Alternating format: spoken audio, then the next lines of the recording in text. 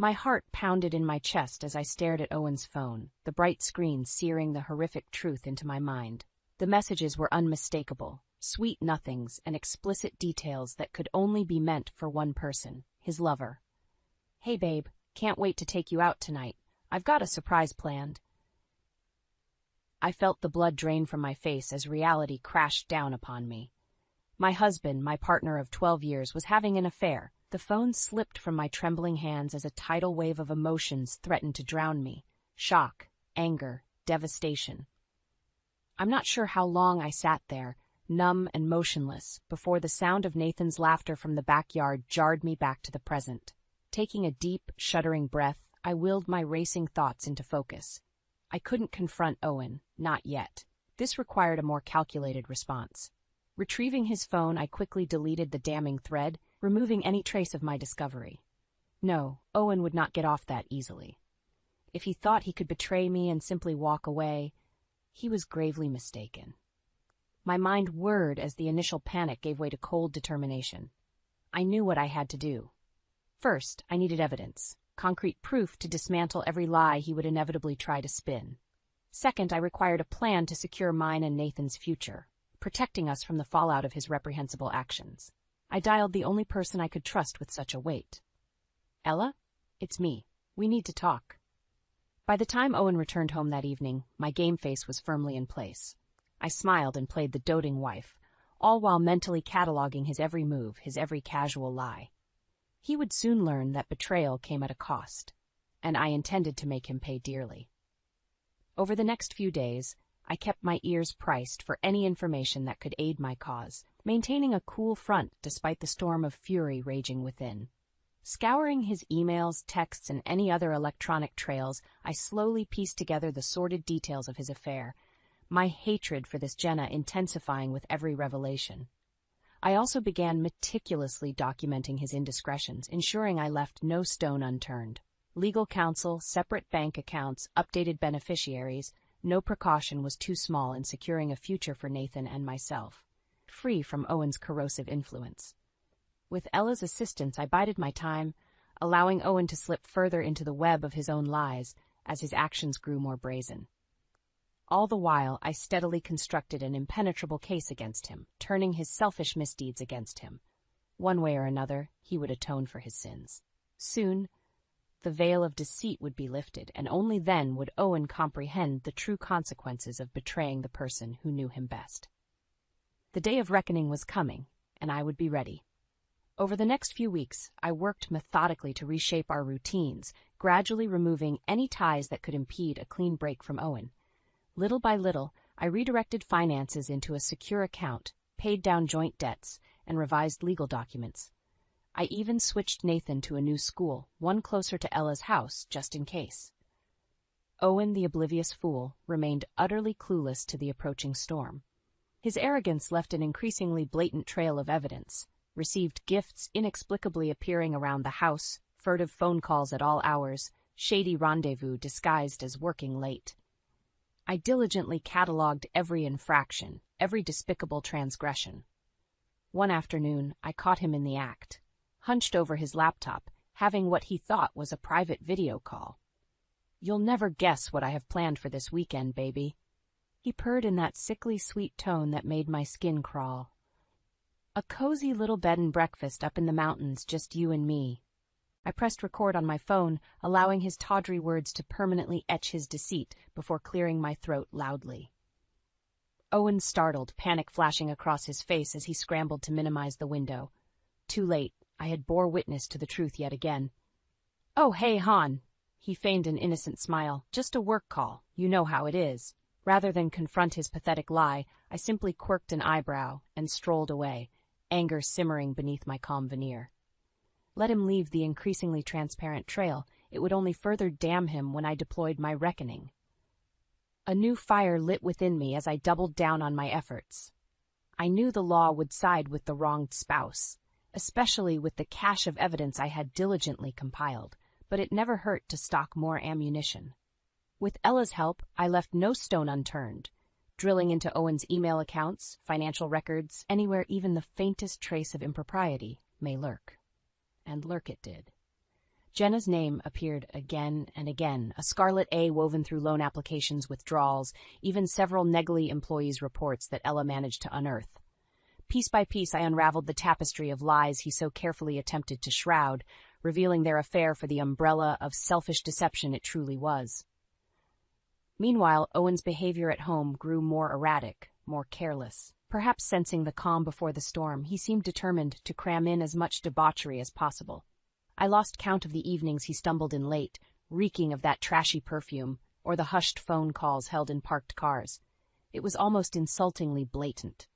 Through it all, I maintained a veneer of plausible deniability, tenderly caring for Nathan while shrouding my intentions behind a facade of wifely naivety. Let Owen openly frolic with his mistress. It would only make the sting of his consequence more brutal and well-deserved. Part of me couldn't wait to obliterate the life he thought he knew, to crush every bit of shameless arrogance that allowed him to so brazenly spit in the face of our vows. Soon the predator would become the prey, his infidelity dissected and upended for all to see the ugly, selfish core lurking underneath. I knew the road ahead would be painful, that curveballs and complications surely loomed just out of sight. But I refused to go down as the meek, jilted wife weeping from the sidelines. No, Owen's betrayal required a firmer hand, and I would be the one to deliver his penance with surgical, unwavering precision.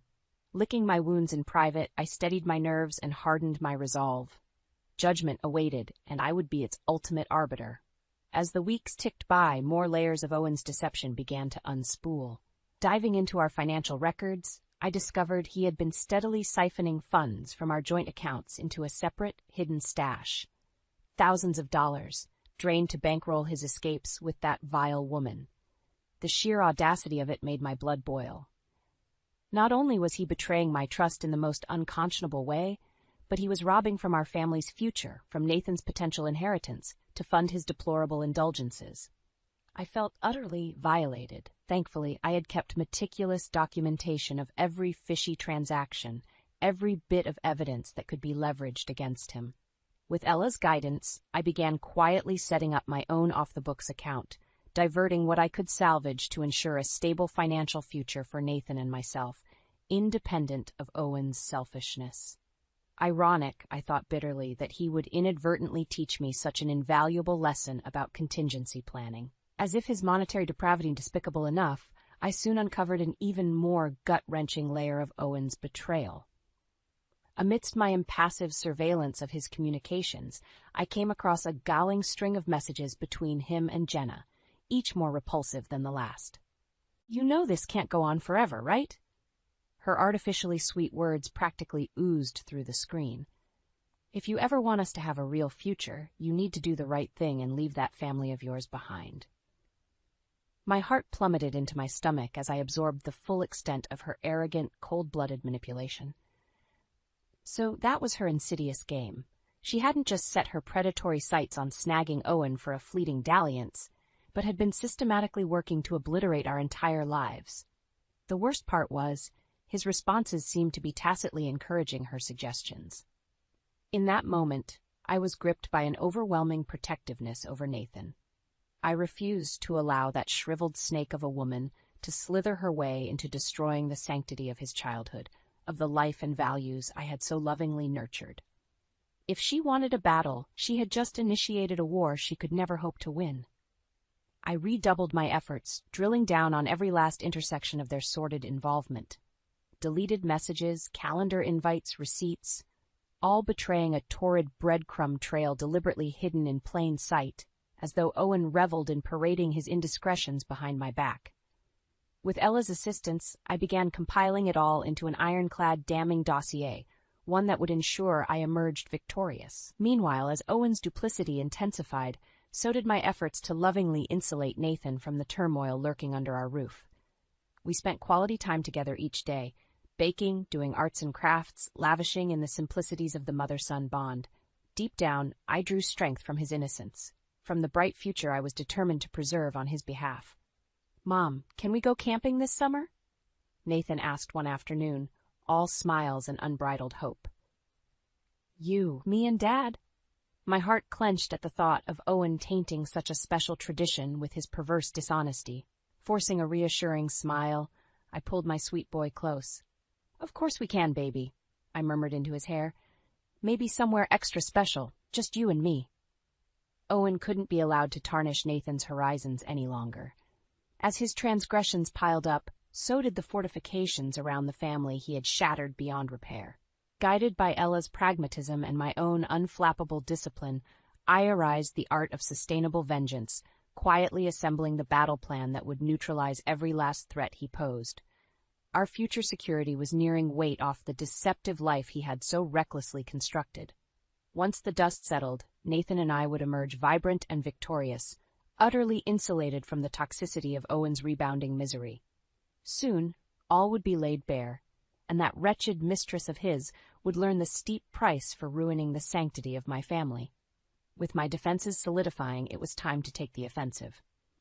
I knew divorce proceedings would be inevitable, so I began consulting with a ferocious bulldog of a lawyer that Ella recommended. Sitting across from her imposing desk, I methodically laid out the comprehensive paper trail, documenting every last one of Owen's indiscretions. "I want to pursue an at-fault divorce on grounds of adultery," I stated flatly. "He needs to be held fully accountable." The lawyer's eyes widened as she examined the mountain of evidence, hard numbers, screenshots, incriminating images. Finally, she let out a low whistle of impressed disbelief. "With a case file like this, he won't know what hit him," she stated grimly. "We'll bleed him dry." Her cold calculation was strangely reassuring. For too long, I had been at the mercy of Owen's betrayal. Now I would be the one dictating his misery. Meanwhile, Ella had been working her own angles to demolish the worm's life on a professional level. Through her investigative prowess, she uncovered an insidious pattern surrounding his mistress, a systematic seduction of married colleagues from the bottom rungs all the way to upper management. Jenna wasn't just a callous homewrecker, she was a calculating workplace huntress.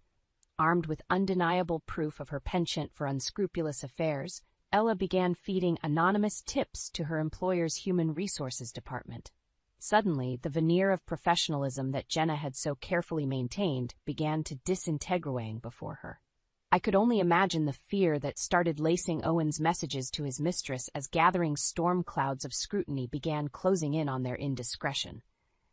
Would he finally start to feel the shred of anxiety, the paralyzing uncertainty that I had been forced to endure for months?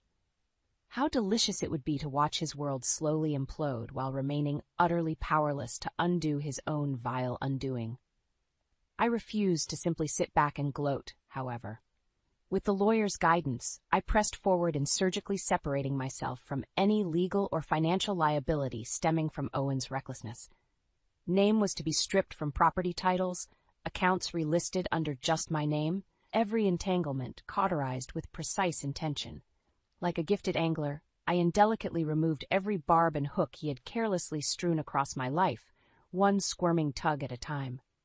"Don't leave any strings dangling," the lawyer warned. "He'll try desperately to bleed you dry as leverage, so cut off all potential sources." I just smirked back at her, utterly undaunted. That foolish man had already revealed the boundless depths of his depravity, his staggering capacity for selfishness and indulgent stupidity. Did he really think I would blink at his pathetic intimidation tactics now? Oh, how exquisite his underestimation would be. Every day, it seemed, unearthed a new layer of Owen's perfidy for me to coldly dismantle. The shady real estate holdings, mail-order dalliances, messy digital footprint, all irreversibly preserved as damning exhibits in his upcoming humiliation. With each dossier I compiled, each revelation of deceit and betrayal, my appetite for retribution grew insatiably ravenous. He simply had no idea what sort of Pyrrhic victory he had unleashed upon himself. Fool that he was, he could never fathom the depths of my capacity for determination or discipline. Where he remained pathetically encapsulated by the incessant neediness of his cowardly id, I was rapidly evolving into an unstoppable force of nature, a consummate, merciless juggernaut of wrath. I would become the arbiter through which all of his despicable transgressions would finally and irrevocably be judged. As Owen remained blessedly clueless to the swirling vortex of exposure rapidly encircling him, I continued preparing the pieces for our fateful reckoning with practiced calculation. Let him wallow obliviously in his cesspool of lust and faithlessness a while longer. The phantom freedom he was deludedly indulging would prove all the more suffocating once I fully seized the reins of his torment. His future belonged to me now, as much as he had willfully orphaned himself from mine, and the path ahead for him was looking increasingly unavoidably bleak. With each passing week, the tsunami of Owen's consequence gathered more unstoppable momentum. The HR complaints against him and his mistress had bloomed into a full-fledged corporate scandal, with whispers and dark looks trailing their every move through the office halls. "I can't believe we've been working alongside those kinds of people," I overheard a coworker mutter in hushed tones. "It's just sordid." Owen may have remained oblivious to the rapidly disintegrating ground beneath his feet, but there was no masking Jenna's increasingly frantic demeanor. I watched with perverse satisfaction as the weight of her self-inflicted ruin seemed to physically age her before my eyes. "This is spiraling out of control," her text to Owen became increasingly shrill. "We need to get ahead of this now." "Relax, babe. It's just office gossip," he attempted to soothe her, the smug dismissiveness in his words stoking my hatred. "I'll smooth everything over. Just keep your head down." The arrogant delusion was almost pitiable. Owen remained utterly blind, like an obliviously cheery denizen wandering into the heart of a steadily encroaching minefield. Any day now, his world would detonate in an apocalyptic deluge, decades of deceit and selfishness finally withering under their own morally indefensible weight. While he buried his head in the sand, I continued systematically dismantling every last lifeline that could possibly serve to buoy his retreat. One by one, through calculated-rized planning and Ella's expert assistance, the few friends or family members who may have provided shelter from the coming storm found themselves gradually, neutrally estranged. Like a twisted, violent magic trick, I made his entire world silently dematerialize around him, all without lifting a finger towards direct confrontation. Having thoroughly excised Owen's cancerous influence from my life, I turned to focusing on preparing Nathan for the seismic shifts ahead. Though still painfully unaware of the grotesque betrayal unfolding around him, my son had become increasingly unsettled by the underlying tensions now frayed our once idyllic home life. Evening meals were spent shooting me questioning looks while his father hurriedly choked down food. Outings felt increasingly strained and awkward, like wool being pulled over our eyes. "Is everything okay with Dad?" Nathan finally asked one night as I tucked him in, his brow furrowed with childhood worry. "He seems different lately." Steadying myself, I stroked his soft cheek and offered my most reassuring smile. "Everything's just fine, baby," I soothed, surprised at my own believability. "Grown-ups go through some changes sometimes, that's all, but you'll always have me, no matter what." My son seemed to accept the placation, snuggling deeper into his blankets with a relieved nod, but his words cemented my determination to steel him for the unavoidable turbulence that loomed ahead. For too long, Owen had been eroding the steadfast center I had fought to keep our nuclear family intact and happy. It was finally time to excise that malignancy. Over the following days, I took great care to lavish Nathan with affection and quality time, striving to create joyful memories that could fortify him through the trials ahead. We went for nature walks, visited museums, rewatched all his favorite movies nestled on the couch, anything to insulate him in a warm domesticity wholly segregated from his father's self-inflicted turmoil. All the while, I could practically feel the crosshairs of impending confrontation slowly fixing themselves on Owen's oblivious form. Like the peak of a terrifying roller coaster's first dip, we were nearly suspended at the calm before the plunging maelstrom, the decisive reckoning which he had unconscionably forced to this point. I had assembled an overwhelmingly damning dossier of evidence, stripping away every layer of his depravity through documentation and cold pragmatism, restraining orders, asset protections, childcare provisions. Nothing was left unfortified for the coming siege of his unleashed mania. All that remained was to deftly lure Owen into the kill zone, then riddle him with the merciless barrage of justice he had brought up-rakening upon himself. Scattered amidst the zeal of my preparations, I caught flashes of the woman I had once been, tempted to abandon this increasingly dark path out of some withering self-preservation. But they never lasted. My identity was permanently arc-welded to this white-hot meta-wingity and finality of purpose. There could be no equivocation, no half-measures remaining, only a sudden, blinding dawn terminating this wretched season of deception, paving the way for the hard-won renaissance awaiting for Nathan and myself. Owen's day of judgment had nearly arrived, and I was ready. With the final pieces locked into place, I summoned Owen home for our inevitable reckoning, a terse text demanding his presence. He likely assumed I wanted to rehash marriage counseling or some other fruitless attempt at reconciliation. Little did he know I had long abandoned any notion of preserving our lawfully wedded privation. When he finally sauntered through the door, I was seated stoically in the living room, a thick manila folder containing his compendium of sins resting coolly on the coffee table before me. As instructed, Nathan was safely ensconced at Ella's for the evening. This fallout would be far too toxic for young eyes to witness. "Hey, hon, you wanted to see me?" Owen's voice held a twinge of confusion as he made his way towards me, seemingly oblivious to the gravity of the situation. With a steely glare, I slid the dossier across the table towards his approaching form. "You might want to take a look at this first." The instant his fingers opened the folder, dread instantly washed over his features, panic seizing his body. For several torturous moments, my husband rifled through the damning evidence with shaking hands, incriminating photos, blasphemous texts, philanthropist money trails. Every dirty secret, every web of adulterous malfeasance I had so meticulously compiled over these agonizing months, all finally laid bare before his ashen face. "Lila," he finally sputtered, eyes brimming with pathetic, unshed tears. "I don't know what to say." "Don't bother," I coldly interjected, unmoved by his woebegone theatrics.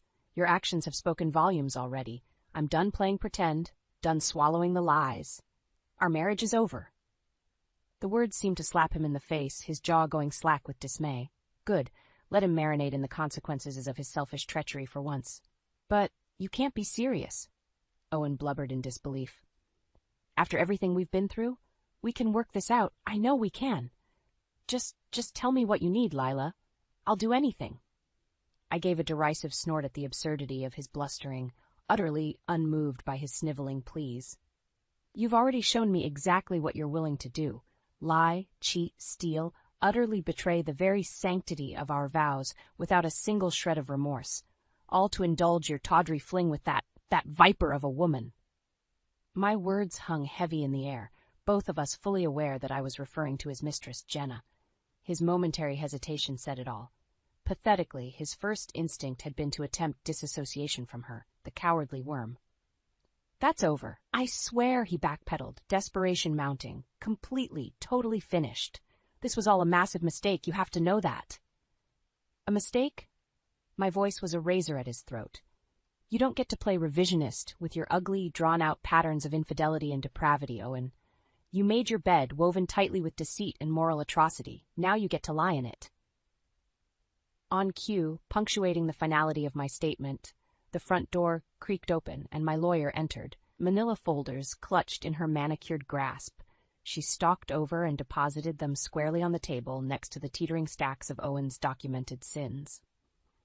"Mr. Hendricks, I'd suggest carefully reviewing and signing where indicated," she intoned professionally. "Mrs. Hendricks has secured a very thorough judgment on your behavior." Owen gaped like a fish, frantically flipping through the sheafs of legalese as tears began to openly flow down his crumbling face. Every protection, every contingency crafted during my Praguing exit strategy now fell ruinously into place around his buckling form. It was beautiful, utterly vindicating justice. This can't be happening," he whispered numbly, Pelagian at the sheer immensity of his forfeiture. Finances, property, probably even custody if I pressed based on his philandering rap sheet. His shattered eyes finally lifted to meet my own, perhaps for the first time in years, truly seeing the remorseless diamond-plated version of the woman he had so carelessly betrayed. In that moment, I allowed every last acrid plume of rage and disgust I felt towards him to bore into his shrinking soul. "Start getting used to your new reality, Owen," I spoke softly, each word dripping avec menace. "This is the bed you've made. and I'm just getting started in returning that favor. In the days following my explosive confrontation with Owen, a strange, almost giddy calm settled over me. As I watched him desperately attempt to untangle the legal straitjacket I had so tightly bound him in, I felt utterly at peace, like a skilled surgeon having cleanly excised a malignant toxicity. "This is outrageous," he railed to my lawyer during one meeting, motioning wildly at the divorce terms. "You can't just take everything. What about my career? What am I supposed to do?" The shark-eyed attorney barely batted an eye. "Frankly, Mr. Hendricks, you should count yourself lucky you haven't been charged with criminal misconduct, given the evidence. I'd suggest complying and avoiding any unpleasant escalations." Unable to restrain my satisfaction, I allowed a faint smirk to crease my lips as the impotent bluster drained from Owen's face. I'd handpicked this aggressive legal Rottweiler for her reputation in devouring entitled adulterers. Let him choke on the bitter taste of his abject humiliation for once. While he flailed and floundered in a desperate bid for basic traction, I focused my energies on more positive pursuits, namely ensuring a smooth transition for Nathan. With gentle age-appropriate conversations, I steadily ushered him through the realities of our new reality, careful to insulate him from any unnecessary toxicity. "Daddy has made some grown-up mistakes," I explained carefully, cradling my son close. "Ones that mean we won't be living together as a family anymore. But you'll always have me, and I'll always keep you safe and happy. I promise." To his immense credit, Nathan seemed to accept the situation with surprising grace and resilience. Perhaps the underlying frictions in our home had been more transparent than I'd hoped.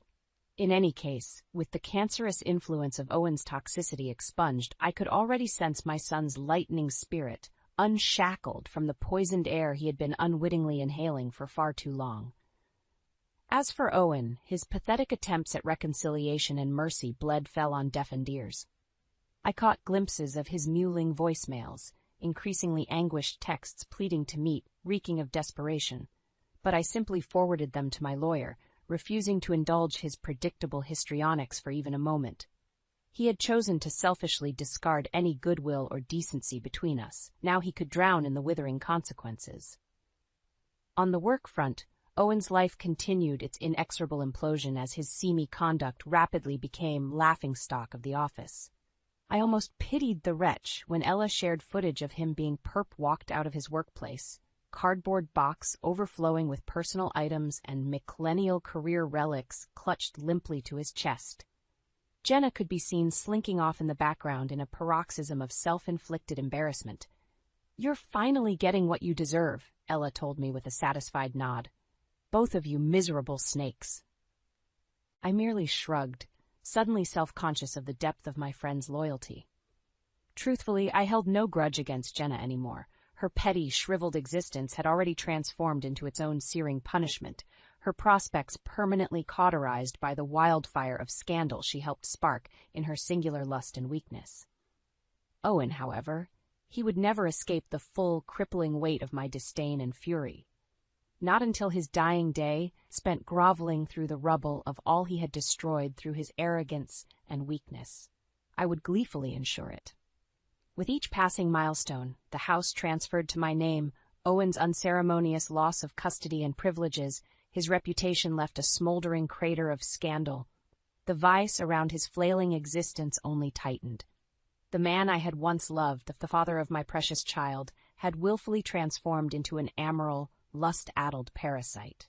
This systematic unraveling was the only poetic penance he had left himself susceptible to. And I was the merciless architect and keeper of his regenerating torment. My only regret through the entire process, if you could call it that, was my failure to capture the look on Owen's face as the final divorce papers were shoved across the table for his signature. The abject, hopeless capitulation. I committed that image to memory with savage intensity, a permanent brand searing the depth of his unforgivable transgressions into my very soul. If he had any delusions of earning leniency or a shoulder to cry on, they were emphatically snuffed in that moment.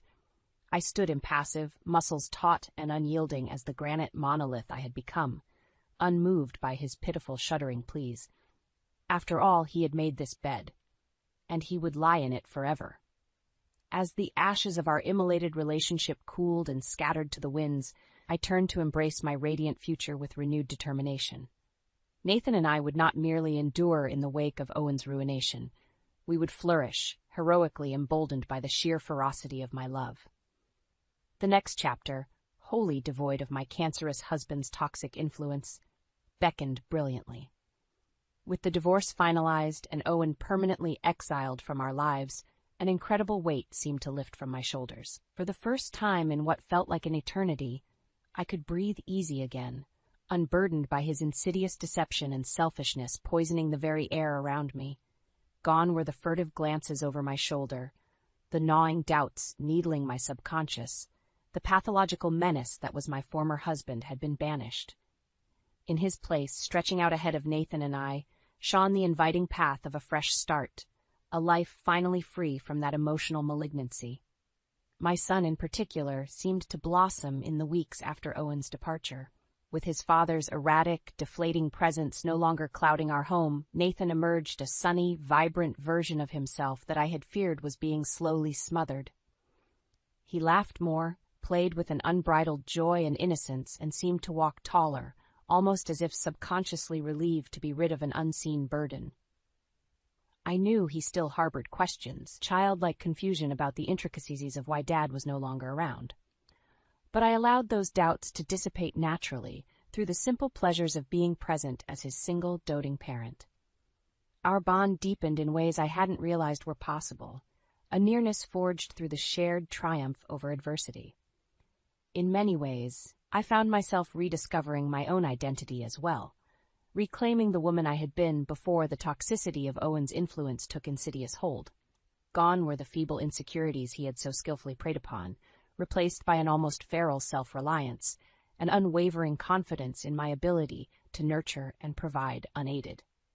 Of course, I would be lying if I didn't admit to still harboring a vicious streak of resentment towards my ex-husband. Try as I might, I couldn't seem to fully excise him from my thoughts, my perceptions of the world now forever being filtered through the lens of his ultimate betrayal.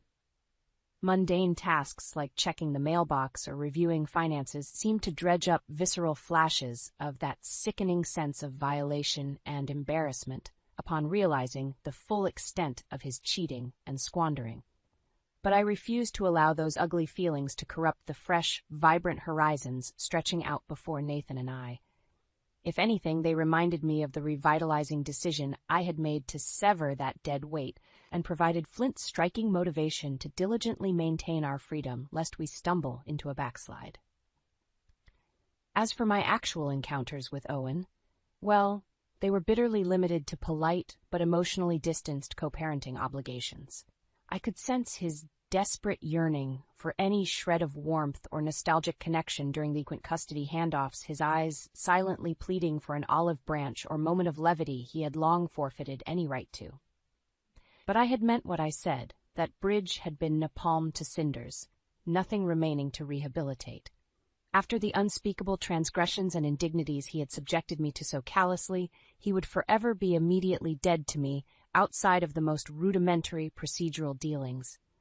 No amount of sniveling or feigned remorse could ever hope to erase the scars he had inflicted. So while Owen was left to wallow in the wreckage of his selfish debauchery, a ruined career, an ostracized social life, even restraining orders keeping him at a safe distance from me and his former workplace paramour, my focus remained squarely ahead on forging the brilliant futures we had so narrowly reclaimed from his morass of lies.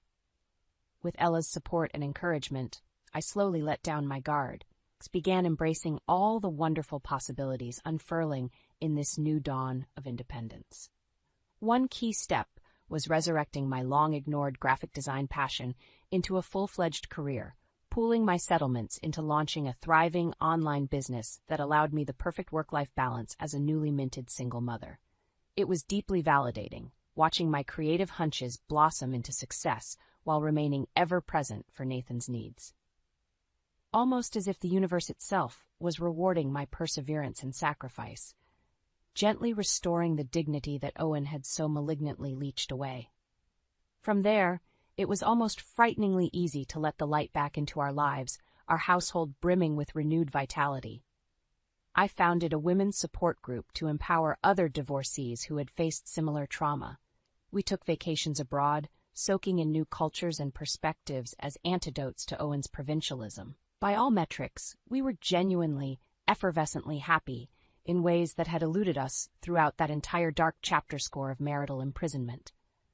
Looking back, it was hard to believe there had been a time when the pall of Owen's toxicity had settled so insidiously over us all.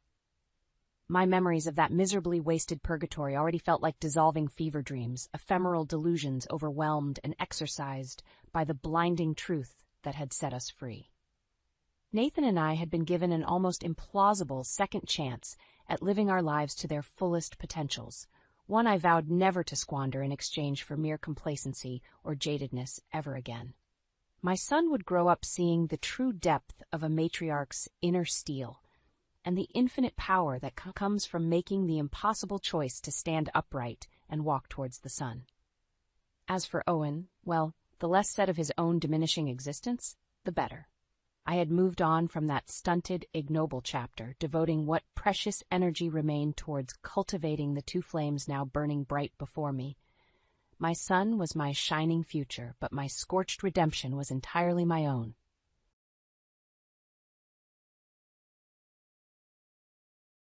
The last box of research notes felt heavier than the others as I carried it out of my lab at Preston University. 7 years of work, 3 promising drug candidates, and a revolutionary approach to targeting treatment-resistant cancers, all supposedly worthless according to Dean Robert Harrison and his new strategic direction for the medical school. My name is Dr. Sarah Chin, and I'd just been forced out of the research institution I'd helped put on the map. But what the dean and his pharmaceutical company partners didn't know was that I'd seen this coming. In academia, after all, the real power isn't in administrative decisions, it's in the data. Need help with that box, Dr. Chin? Carlos, my most promising graduate student, appeared at my side. His eyes were red from crying, but his voice was steady. The dean's decision had scattered my research team to other labs across campus. No thanks, Carlos. But remember what we discussed about those cell culture protocols?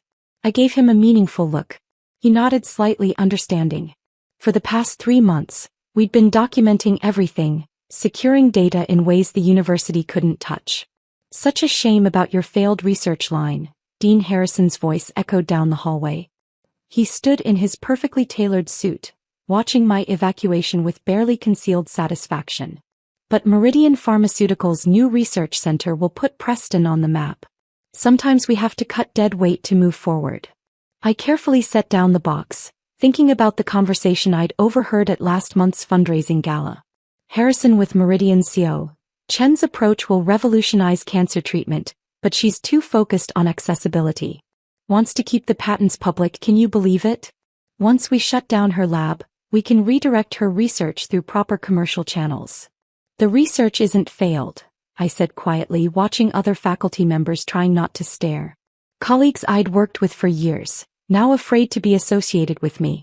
It's just not designed for profit. He laughed. Please. We've reviewed all your data, every experiment, every result. The university owns everything you've done here. Face it, Sarah, you're finished in academic research.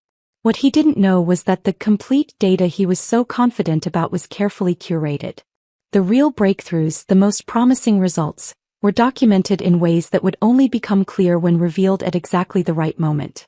Good luck with Meridian's research center, I said, picking up my box. I'm sure it will be very profitable. The security guard Mike, who'd watched over my late-night experiments for years, looked apologetic as he took my badge. This isn't right, Dr. Chin. Your cancer research. It saved my sister's life in that trial last year. I smiled, thinking of the dozens of patients who'd benefited from our early trials.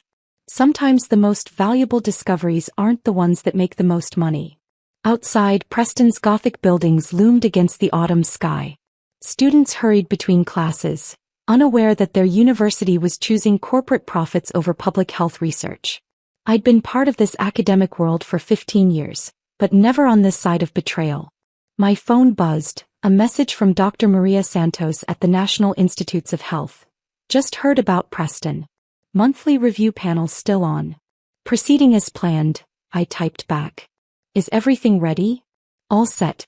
But Sarah, are you sure about this? Once Nature publishes. I thought about the true implications of what we'd discovered, not just a new cancer treatment, but a whole new approach to drug development. One that could either make treatment accessible to millions or become another overpriced miracle drug, depending on who controlled it. They think they're getting a breakthrough drug, I replied. They don't realize they're getting a revolution in medical research. The next few weeks were a carefully orchestrated performance. During the day, I played the part of the disgraced researcher, making just enough noise to keep Harrison and Meridian focused on their corporate plans. Meanwhile, a network of collaborators I'd spent months organizing moved into position. Dr. James Wong, my former postdoc who now worked at a major research hospital, sent regular updates. Meridian's trying to reproduce your results using the documented protocols. Running into unexpected complications. Of course they were. The elegant simplicity of our published methods hid layers of critical details that only revealed themselves when you understood the underlying principles. Every attempt to rush the research into profitable patents would trigger cascading failures. How long before they figure it out? He asked during one of our secure video calls. They won't, I said, watching data scroll across my home computer screen. Harrison understands academic politics, but he never bothered to really understand the science. He thinks medical research is about patents and profits. He doesn't get that it's about methodology and reproducibility. I spent my days setting up a small biotech consulting firm, a cover story for my real activities. But at night, I coordinated with researchers around the world, each holding pieces of a puzzle that would only make sense when revealed together. 20 days after my forced exit, the first cracks appeared. Meridian's preliminary trials showed inconsistent results. Technical validation issues, their report to shareholders claimed.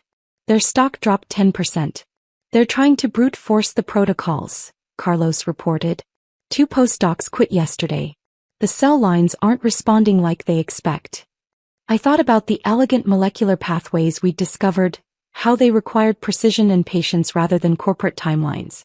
Like trying to rush photosynthesis, they were fighting against biological principles they didn't even understand. 2 weeks later, Harrison called. I let it go to voicemail. Look, Sarah.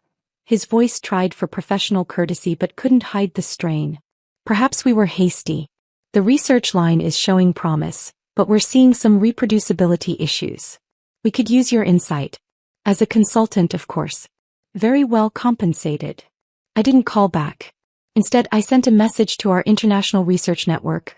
The real power behind what we'd discovered. Final data analysis proceeding.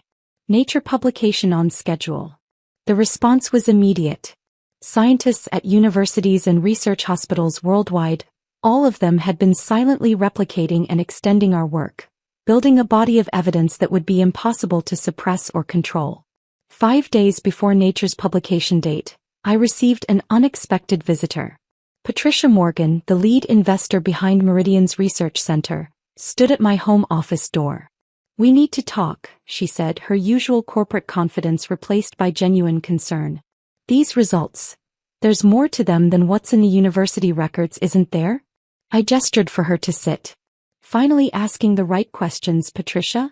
She placed a thick folder on my desk, clinical data, trial results, market projections. We're getting inconsistent results. The protocols seem straightforward, but something's missing. Harrison swears he can sort it out, but the more you rush it, the less it works, I finished. Almost like it was designed to require patience and precision.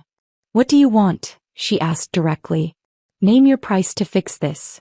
I leaned back, thinking about all the nights I'd spent developing treatments that could help millions, while Harrison had plotted to turn them into luxury medicines for the few.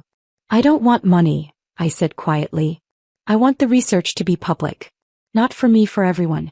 The patents become open source. The protocols published in full. And Harrison steps down.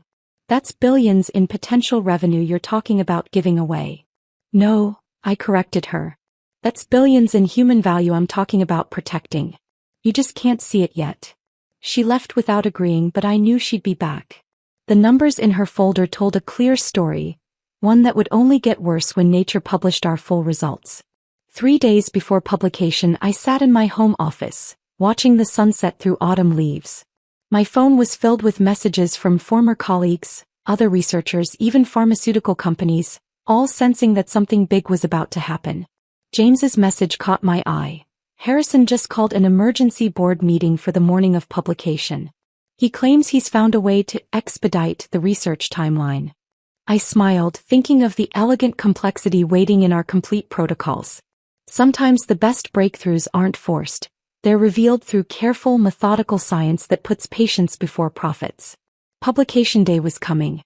And with it, a lesson about the true nature of medical research, scientific integrity, and the future of drug development. Publication day arrived with a cold autumn rain that seemed fitting for what was about to unfold. I sat in my home office, watching the digital clock tick toward 9 a.m. London time, when Nature would release its latest issue. Patricia Morgan had called late last night. "Whatever you've done with this research, it's bigger than we thought. Harrison's about to make a serious mistake. Be at Preston by 10 a.m.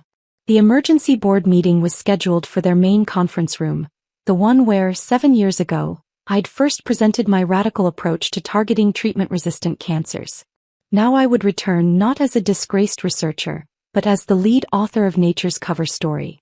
At exactly 9 a.m. London time, 4 a.m. in California, my phone exploded with notifications. The article was live.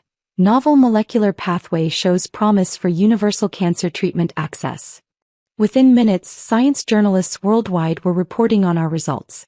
I arrived at Preston to find the campus in chaos. News vans lined the streets. Reporters called out questions. Inside, the administration building hummed with tension, executives in crisis mode, PR teams scrambling, researchers huddled over computers reading the paper. Harrison looked like he hadn't slept in days as I entered the boardroom. "This is impossible," he muttered, staring at printouts of our data. "We have your entire research record. Every experiment, every trial." "No," I said calmly, taking my seat. "You have what I chose to leave in the university's records. The real breakthroughs were documented elsewhere, replicated by independent labs worldwide. Did you even notice that the paper has 37 co-authors from 15 different countries?" The room was packed. Board members, Meridian executives, university lawyers, and most tellingly representatives from major research hospitals and the NIH. On screens around the room, the Nature paper's figures told the story Harrison had tried to bury. "As you can see," I continued, pointing to the key data, "our approach doesn't just target cancer cells, it fundamentally changes how we think about drug development. The molecular pathway we discovered isn't a single treatment. It's a new framework for creating accessible, affordable cancer therapies." One by one, my co-authors began appearing on video feeds, researchers from Oxford, Tokyo, Stanford, Delhi. Each had independently verified our results, extended the findings, and contributed to a body of evidence that was now impossible to suppress. "The protocols you've been struggling with?" I explained. "They're incomplete without understanding the underlying principles we're publishing today. You can't rush this science or lock it behind patents. It requires global collaboration, careful validation, and complete transparency." Harrison stood up shakily. "The university owns all research conducted in its facilities. This publication is unauthorized. Actually," Maria Santos's voice cut in from the NIH video feed. "Dr. Chen's key discoveries were made through a multi-institutional collaboration funded by federal grants. The intellectual property is already in the public domain." The next hour was scientific vindication at its finest. Our paper didn't just present a cancer treatment breakthrough, it demonstrated a new model for medical research itself. One based on open science, global collaboration, and putting patient access first. "The molecular pathway you've been trying to patent?" I explained to the stunned Meridian executives. "It's not a product to be owned. It's a process that only works when shared. Every attempt to rush it or restrict it will fail because the science itself demands transparency." Patricia Morgan, looking shell-shocked at the implications, finally asked the key question, "How do we move forward from here?" "Preston has two choices," I replied. "Continue chasing private patents that won't work, or become a leader in the new era of open science we're launching today. Your research center can still be built, but as a hub for global collaboration, not corporate control." The board's vote was unanimous, though not from choice. The paper had already sparked a revolution in cancer research. Universities worldwide were pledging to adopt our open science model. Major foundations were offering funding. Even pharmaceutical companies were realizing that collaboration might be more profitable than competition. Harrison resigned that afternoon. The board appointed Dr. James Wong as interim dean, with a mandate to restructure Preston's research program around open science principles. Carlos and our scattered research team were reinstated, now as part of a growing international collaboration. 1 year later, I stood in my rebuilt lab addressing a different kind of meeting. Instead of corporate executives, the room was filled with researchers from around the world, our first Open Science Summit. Medical breakthroughs don't happen in isolation, I told them. They emerge from sharing knowledge, challenging assumptions, and putting patients before profits. What we're building here isn't just a treatment, it's a new way of conducting science itself. The research had evolved beyond anything I could have developed alone. Teams worldwide had extended our findings, discovered new applications, and improved the protocols, all while maintaining the core principle of open access. Last week, a young PhD student asked me why I'd structured the research to require global collaboration. I showed her our new lab motto etched in glass: "Science serves humanity."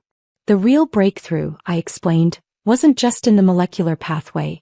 It was in proving that medical research works best when it can't be controlled or contained. Sometimes the best way to advance science is to share it, but share it so cleverly that it can never be locked away.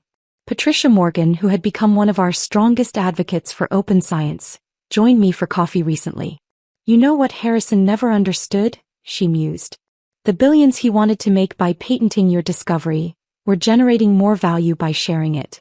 True innovation isn't in ownership, it's in impact." He was right. Preston's research funding had quadrupled, not despite giving away our discoveries but because of it. We'd become a global leader in collaborative medical research, and that attracted more support than any patent portfolio. The molecular pathway itself has revolutionized cancer treatment. Hospitals worldwide are reporting unprecedented success rates, and because we kept the science open, the treatments remain affordable and accessible. But the bigger impact has been on how medical research is conducted. Every morning when I walk into my lab, I see teams of researchers from different countries, institutions, and backgrounds working together.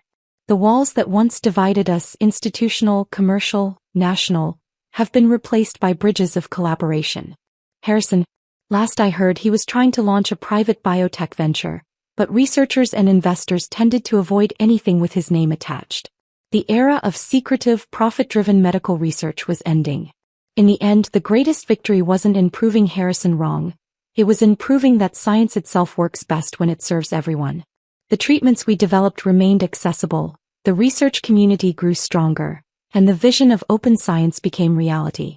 Sometimes the best revenge isn't in destroying what others try to steal, it's in creating something they can never own. That's a lesson the medical research world is still learning, one breakthrough at a time.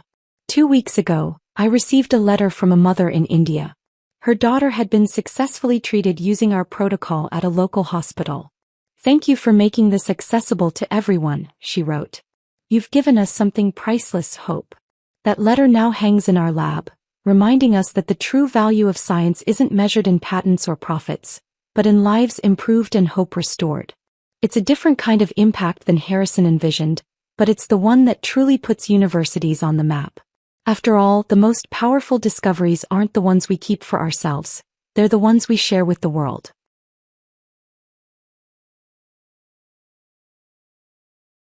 The broken chair creaked ominously as I sat down in the corner of our family's opulent conference room. My cousin Michael's smirk was visible from across the mahogany table where he sat in his father's leather executive chair, surrounded by our other cousins and their shiny MBA degrees. "Careful there, Olivia," he called out. "Wouldn't want you to fall and hurt yourself. Though I suppose cleaning ladies are used to workplace accidents." The others snickered. In their eyes, that's all I was. The family charity case, the cousin who'd wasted her inheritance on some mysterious business venture instead of joining Wright Family Holdings, our generations-old real estate empire. I adjusted my glasses, deliberately letting them catch the glare from the floor-to-ceiling windows. The same windows that would soon belong to me, though they didn't know it yet. "I'll manage, Michael. Please continue with your presentation." He turned back to his PowerPoint, filled with flashy graphics and empty promises about Wright Family Holdings' future. I noticed he carefully avoided mentioning the company's plummeting stock price or the 3 failed development projects this quarter alone. As I was saying before we were interrupted, he shot me a condescending look. Our next acquisition target is the Peterson building downtown. Once we leverage our assets. I tuned him out, checking my phone discreetly. A message from my assistant, Emma. Paperwork's ready. Final share count confirmed 62% ownership. Should I bring them now? Give it 10 minutes, I typed back. Let them finish digging their hole. My mind drifted to 5 years ago when this all began. Uncle Richard, Michael's father and the family patriarch, had gathered us for the annual strategy meeting. I'd presented a detailed analysis of the company's vulnerabilities and a plan to modernize our operations. Real estate isn't about spreadsheets and market analysis, Uncle Richard had laughed, wadding up my report and tossing it in the trash. It's about gut instinct and family tradition. Stick to the small stuff, sweetheart. Leave the real business to the men. So I had, on the surface, I'd taken my small inheritance of $3 million and disappeared into the world of private equity. While they assumed I was failing at some boutique investment firm, I'd built Aurora Capital into a silent powerhouse, specializing in acquiring underperforming family businesses. Companies exactly like Wright Family Holdings. And that's why, Michael's voice cut through my memories, we need to redistribute the company shares. Consolidate power among those who truly understand business. Aunt Patricia, the only other woman in the room, spoke up timidly. But what about Olivia's shares? Her grandfather was a founding partner. Please, Michael waved his hand dismissively. We all know she'll sell them for pennies once her little side business fails. Probably need the money for rent soon. I checked my watch. A subtle Patek Philippe that cost more than Michael's car. Almost time. Actually, I straightened in my wobbly chair. I've been meaning to discuss the share situation. Unless you're announcing your resignation from the board, my cousin Thomas chimed in. Nobody's interested in your opinions. The conference room door opened. Emma walked in, carrying a thick folder emblazoned with the Aurora Capital logo. Excuse me, Ms. Wright? The acquisition papers are ready for your signature. Michael frowned. This is a private family meeting. Your secretary can wait outside with the other support staff. Oh, but this concerns the family, I smiled, standing up as Emma placed the folder in front of me. Specifically, Wright Family Holdings' future ownership structure. What are you talking about? Uncle Richard demanded, speaking for the first time. I opened the folder, enjoying the way their expressions shifted from annoyance to confusion. Aurora Capital has spent the last 18 months acquiring Wright Family Holdings stock through various shell companies. As of this morning, we own controlling interest. The room erupted in chaos. Michael lunged for the papers, coffee cup tumbling across his precious PowerPoint printouts. This is impossible. Aurora Capital. That's one of the most aggressive private equity firms in the country. Yes, I agreed, removing my glasses to meet his panicked gaze. It is. You're lying, Michael sputtered, frantically flipping through the acquisition papers. Aurora Capital is run by some corporate raider named O.W. Mitchell. Everyone knows that. I smiled, letting the moment stretch. O.W. Mitchell. Olivia Wright Mitchell. My mother's maiden name. Amazing how adding a few initials can make people assume they're dealing with a man. Uncle Richard slammed his fist on the table. This is absurd. We would have known if someone was buying up shares. Would you? I pulled out another folder, this one containing trading records. Like you knew the Peterson building deal was falling apart? Or that your last 3 projects went 40% over budget? When was the last time any of you actually read the quarterly reports? The other cousins shifted uncomfortably. They'd been too busy spending their dividends to notice the company's decline. Emma stepped forward with more documents. Ms. Wright, the SEC filings are complete. Shall I contact the press? Give us a minute, I said softly, watching my family's faces as reality sank in.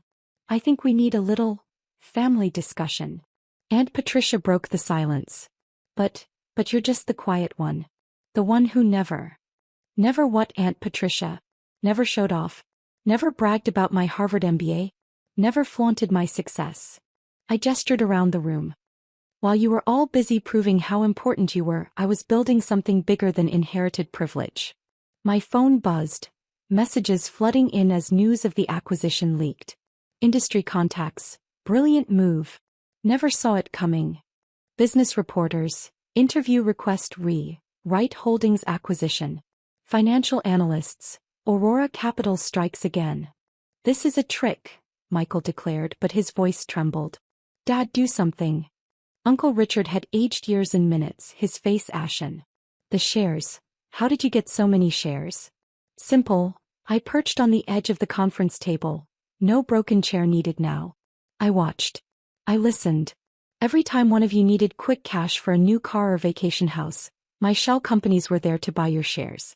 Every time you overlooked a smaller stockholder, I was there. Patient. Quiet. Building. Thomas grabbed his phone. I'm calling our lawyers. Already here, Emma announced as 3 attorneys entered carrying more documents. Along with documentation of some interesting financial decisions made by current management. Are you threatening us? Michael stood up, trying to reclaim his authority. Not at all.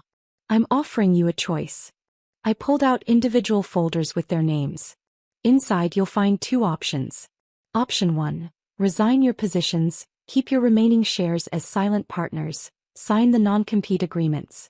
Option 2. Face a full audit of your personal expenses charged to company accounts. The room temperature seemed to drop as they processed my words. You wouldn't, Aunt Patricia whispered. We're family. Family. I laughed softly. Was it family when you excluded me from board meetings? When you gave me a broken chair and corner desk? When you called me the cleaning lady? My phone buzzed again. Uncle Richard's wife this time. Just heard the news. Please don't let Richard's mistakes hurt the children's inheritance. I looked at my uncle, seeing for the first time how small he seemed without his borrowed power. The children's inheritance is exactly what I'm saving. This company was built by people who understood hard work, not entitled heirs playing at business. Emma distributed the folders while I continued. Inside you'll also find new employment contracts. Junior positions, of course. For those willing to learn the business properly this time. Junior positions? Michael exploded. I'm vice president of operations. No, I corrected gently, you were vice president of operations. Now you're offered an entry-level analyst position. If you can qualify for it. The lawyers stepped forward, pens ready. One by one my family members opened their folders, faces paling at the contents. You have 1 hour to decide, I announced, standing up. Oh, and Michael, you might want to update your resume. I hear the Peterson building is hiring janitors. The next 24 hours transformed Wright Family Holdings more dramatically than the past 20 years. By midnight my cousins' premium parking spots were reassigned, their executive suites emptied, and their company credit cards deactivated. Michael's attempted midnight raid on the company files was thwarted by the new security protocols I'd quietly installed months ago. I worked through the night in what had been Uncle Richard's office, replacing his hunting trophies with the original architectural drawings my grandfather had used to build the company. At 2 a.m., Emma brought in a stack of resignations and signed agreements. Most chose option 1, she reported. Though Michael is still threatening to fight it. Of course he is, I smiled, reviewing the documents. Has he checked his personal account balance yet? Just did. His face when he realized all his stock options were worthless. Emma paused, suppressing a laugh. Let's just say the security cameras caught an interesting meltdown. By dawn my phone was overwhelmed with family messages. Aunt Patricia, please, let's discuss this reasonably. The children's private school tuition is due. Thomas, you can't expect me to start as an analyst. I have an MBA. Uncle Richard, your grandfather would be ashamed. That last one made me pause. I pulled out an old photograph from my desk. My grandfather and me standing in front of his first building project. I was 12, asking endless questions about load-bearing walls and zoning laws while my cousins played with their trust fund toys. No, Uncle Richard, I murmured. Grandfather taught me that real estate isn't just about owning buildings. It's about building something worth owning. At 9 a.m. sharp I called my first company-wide meeting. The auditorium was packed, employees curious about the overnight leadership change. My family huddled in the back, looking lost without their executive seats. Wright Family Holdings was founded on 3 principles, I began. Innovation, integrity, and merit. Somewhere along the way we forgot that family doesn't mean entitlement, it means responsibility. I outlined the new company structure. Promotions based on performance, not bloodline. Investment in sustainable development, not quick profits. Restoration of the employee profit-sharing program my grandfather had started. But we're rights. Michael interrupted from the back. This company bears our name. Names are inherited, I replied calmly. Respect is earned. Speaking of which. I nodded to Emma, who distributed more folders. Inside you'll find your new performance metrics. Everyone, including family members, will be evaluated quarterly. Your positions will reflect your contributions, not your DNA. The regular employees broke into spontaneous applause. They'd watched for years as qualified professionals were passed over for promotions in favor of my incompetent cousins. By afternoon, reality had begun to sink in. Michael stormed into my office, waving his new contract. An entry-level position? With performance reviews. You could always try the Peterson building, I suggested. Though I bought that this morning too. He collapsed into a chair, a sturdy one unlike what they'd given me. How long have you been planning this? Since the day Uncle Richard threw away my analysis. 5 years of watching you all destroy what grandfather built. 5 years of being the quiet one, the invisible one, while I built Aurora Capital. But why not just join us? We would have given you a position. Given. Not earned. I pushed a file across the desk. Your first assignment if you choose to accept the analyst position. The same market analysis I presented 5 years ago. Let's see if you can understand it this time. Over the next few weeks, Wright family holdings transformed. Some family members actually thrived once they had to earn their positions. Aunt Patricia discovered a talent for community relations, and Cousin Thomas proved surprisingly capable in project management once he stopped coasting on his name. Others struggled. Michael lasted 3 days as an analyst before quitting to pursue other opportunities. Uncle Richard took early retirement, though his wife quietly thanked me for saving the company he'd nearly ruined. 1 month after the takeover, I found a package on my desk. Inside was a chair, broken, stained, with a note in Michael's handwriting. Saved this from the renovation. Thought you might want a souvenir of your struggling days. I placed it in the corner of my office. A reminder that sometimes the best revenge isn't just succeeding, it's succeeding so completely that they have to watch from the sidelines they once assigned you to. That evening, as I reviewed plans for our first sustainable development project, Emma brought in one last message. A handwritten letter from my grandfather's old business partner. Your grandfather once told me his greatest legacy wouldn't be the buildings he built, but the builder he was raising. He saw what they all missed. That quiet observers often make the strongest leaders. Well done, Olivia. The corner office finally has the right.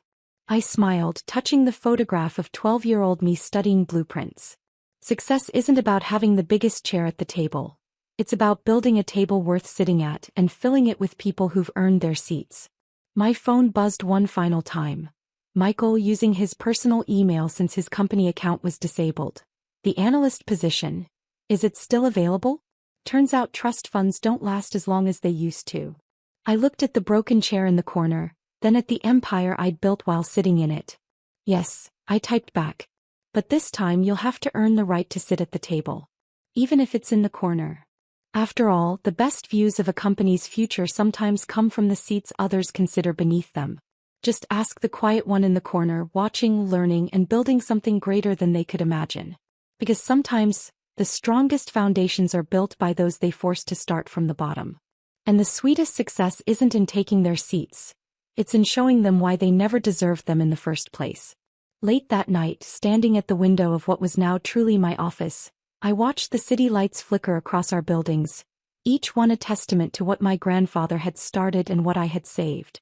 The broken chair still sat in the corner, a shadow against the modern decor, reminding me of every dismissive comment, every condescending smile, every moment they thought they were pushing me down when they were actually giving me the foundation to rise. My phone lit up with a message from Emma. The old boardroom table is being removed tomorrow. Want me to save your corner spot as a souvenir too? I smiled, remembering all the meetings I'd sat through there, quietly taking notes while my family played at being business leaders. No, I replied. Donate it to the business school. Let it be a reminder that real power doesn't come from where you sit. It comes from what you build while you're sitting there. Looking at my grandfather's photo one last time, I noticed something I'd missed before.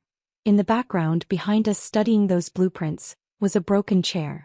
He'd kept it in his office too, though I'd never known why. Now I understood.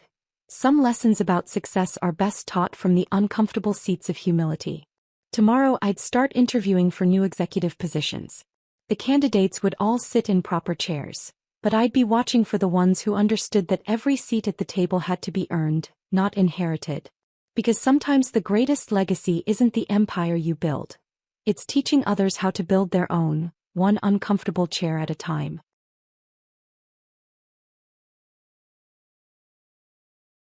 The crystal chandeliers of the Grand Hyatt ballrooms sparkled overhead as I watched Michael Chen, CEO of Quantum Dynamics, work his magic on a group of potential investors. My fingers tightened around my champagne glass as I heard him tell the same story he'd been spinning all night. Elena? Oh, she's just a secretary who got lucky, he laughed, gesturing in my direction. Been with the company since the early days. We keep her around for sentimental reasons, you know how it is. I am Elena Reyes, and for the past 7 years, I've been playing a role that would make any Hollywood actress proud. To the world, I was just Michael's executive assistant, the efficient but unremarkable woman who kept his calendar and ordered his lunch. But by Monday morning, everyone would learn just how wrong that assumption was. Another champagne, Ms. Reyes? Thomas, one of the waiters, appeared at my elbow with a fresh glass. He was also one of my most reliable sources of information about the conversations happening at these events. The service staff heard everything. Thank you, Thomas. Anything interesting tonight? He leaned in slightly while exchanging my empty glass. Mr. Chen's been telling everyone the Singapore deal is locked in. Says it's going to double the company's value by next quarter. I nodded, keeping my face carefully neutral. The Singapore deal. Michael's golden ticket to tech industry stardom, or so he thought. What he didn't know was that I had spent the last 6 months quietly meeting with the Singapore investors myself, carefully documenting every promise he'd made and broken. Elena. Michael's voice boomed across the room. Be a dear and fetch the projection files from my office. I want to show our friends here the latest projections. I could feel the investors' dismissive glances sliding over me as I moved toward the exit. To them, I was part of the furniture, useful but unremarkable. Just how I'd planned it. Of course, Mr. Chen, I replied with a practiced smile. Right away. The click of my heels echoed through the empty hallways of Quantum Dynamics headquarters. My simple assistant's outfit, a black Chanel dress and Louboutin pumps that cost more than a month's salary for an actual secretary, whispered against the marble floors. Every detail was calculated, down to the modest pearl necklace that had belonged to my grandmother. In Michael's office, I didn't bother with the projection files. Instead, I went straight to his private safe, my fingers flying over the keypad. 5-4-2-8-9. His mother's birthday, so predictable. Inside was exactly what I expected. Documents detailing the real state of the Singapore deal, including evidence of the bribes he'd offered to push it through. I took photos with a tiny camera disguised as a pen, another piece of evidence for Monday's board meeting. 7 years of playing the perfect assistant had taught me that the best place to hide was in plain sight. No one questioned the secretary. No one wondered why she was always around, always listening, always taking notes. My phone buzzed, a text from David Morgan, head of the board's audit committee. Everything set for Monday? All in place, I typed back. How many board members confirmed? All of them. Chin doesn't suspect anything. I glanced at the ballroom through the office windows, where Michael was still holding court. He's too busy playing king to notice the castle's foundations crumbling. The story of how I ended up here is both simple and complex. 7 years ago, I was fresh out of MIT with dual degrees in computer science and business, plus an MBA from Stanford. I could have had my pick of high-level positions at any tech company. Instead, I chose to become a secretary. But not just any secretary. You see, Quantum Dynamics had been my father's company before Michael Chen orchestrated his hostile takeover. Dad was brilliant with technology but trusted the wrong people. By the time he realized Michael was working against him, it was too late. The stress of losing everything triggered a heart attack that left him in a coma for 3 months. I watched it all happen from my last year at Stanford, helpless to stop it. But I made a promise then: I would get back what was stolen from my family, not through quick revenge but through careful, methodical planning. Getting hired as Michael's assistant was almost too easy. He had a weakness for pretty, seemingly harmless women, and my carefully constructed resume, which buried my advanced degrees under years of secretarial experience, painted me as the perfect combination of competent and unthreatening. "Your father's company is in good hands," he told me during the interview, not realizing who I was. I'd changed my last name to my mother's maiden name, Reyes, and he never made the connection to Joseph Martinez, the founder he'd betrayed. Over the years I became indispensable. I managed Michael's life with terrifying efficiency while slowly, carefully building my plan. Every mistake he made, every shortcut he took, every illegal decision, I documented it all. But more importantly, I started buying company stock through various shell companies, taking advantage of Michael's tendency to ignore the details of boring administrative work. Now, 7 years later, I owned 51% of Quantum Dynamics. Michael just didn't know it yet. "Elena." Michael's voice carried down the hallway. "Those projections?" I grabbed the files he wanted and headed back to the ballroom, my hidden camera heavy with evidence in my pocket. In less than 48 hours, everything would change. The rest of the gala passed in a blur of fake smiles and careful observations. I watched Michael promise the investors impossible returns, watched him take credit for innovations he'd stolen from other companies, watched him play the role of the brilliant CEO while treating me like furniture. As the event wound down, he caught me in a quiet moment. "Good work tonight, Elena. I don't say it enough, but I don't know what I'd do without you." For a moment I saw genuine warmth in his eyes and something twisted in my chest. That was the thing about Michael: he wasn't purely evil. He could be kind, charming, even caring in his way. But he was also a man who had destroyed my father's life work without a second thought, who had built his success on stolen ideas and broken promises. "Thank you, Mr. Chin," I replied softly. "That means a lot."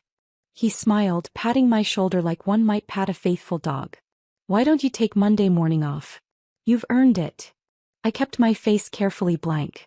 "Oh, I couldn't possibly miss Monday's board meeting. You'll need someone to take the minutes." "Always so dedicated," he chuckled. "Fine, but take Tuesday off instead." As I watched him walk away, I thought about what would happen Monday morning. The evidence I'd gathered, the shares I'd accumulated, the allies I'd made, it would all come together in a perfect storm that would sweep Michael Chin out of the company he'd stolen. But standing there in the emptying ballroom watching the cleaning staff begin their work, I realized something important. This wasn't just about revenge anymore. It was about justice, about setting things right. About proving that sometimes the person everyone underestimates is the one they should have feared all along. I helped Thomas and the other servers clean up just as I did every event. "Big changes coming," he murmured as we stacked chairs. "You have no idea," I replied, thinking about the severance packages I'd already arranged for all the support staff, far more generous than anything Michael had ever offered. Later that night, I visited my father in the rehabilitation facility where he was still recovering from his stroke. He was asleep, but I sat with him anyway, holding his hand. "2 more days, Papa," I whispered. "2 more days and I'll give you back everything he took." The night nurse, Maria, brought me a cup of coffee. She'd gotten used to my late visits over the years. "Big day Monday?" she asked, noting my distraction. I smiled, thinking of all the preparations, all the pieces falling into place. "You could say that. By this time next week, everything will be different." As I drove home in the pre-dawn hours, I thought about Michael's words at the gala. Just a secretary who got lucky. He had no idea how wrong he was. Luck had nothing to do with it. Monday was coming, and with it, the moment I'd spent 7 years preparing for. The only question was, would the price of justice be higher than even I had calculated? Monday morning dawned crisp and clear, the San Francisco fog already burning off by the time I arrived at Quantum Dynamics headquarters. I was early as usual, making sure everything was perfectly in place for what would become the most memorable board meeting in the company's history. The evidence files were arranged in precise order. Financial records, email trails, recorded conversations, and most importantly, stock ownership documents. 7 years of meticulous planning wrapped in manila folders and digital drives. Michael strode in at 8:45, radiating confidence after the successful gala. "Coffee, Elena?" Already on your desk, Mr. Chin, I replied, noting how he didn't even glance at me as he passed. And the board members are beginning to arrive. What would I do without you? He called over his shoulder, the same empty praise he'd been offering for years. You're about to find out, I whispered to myself, checking my phone. A text from David Morgan confirmed that all board members were present and the additional participants were in position. At precisely 9 a.m., I entered the boardroom with my tablet and recording equipment, standard items for the secretary taking minutes. Michael was at the head of the table, reviewing the Singapore deal presentations one last time. Good morning, everyone, he began as the last member took their seat. We have a full agenda today, but first I'm excited to share some updates about our expansion into the Asian market. Actually, David Morgan interrupted, there's been a change to the agenda. He nodded to me. Ms. Reyes. I stood up, smoothing my charcoal gray Armani suit, no more secretary's attire. Thank you, Mr. Morgan. I turned to face Michael directly. Mr. Chin, I believe you're sitting in my chair. The confusion on his face would have been comical if the moment weren't so tense. What are you talking about? Elena, take your seat and stop interrupting. That's Ms. Martinez to you, I said quietly, watching recognition finally flicker in his eyes. Yes, Martinez. As in Joseph Martinez's daughter. Martinez. One of the board members leaned forward. The founder. I clicked a button on my tablet and the boardroom screen came to life with documentation.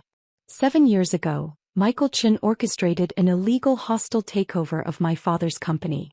Today, I'm here to present evidence of that and subsequent violations of corporate law, SEC regulations and fiduciary duty.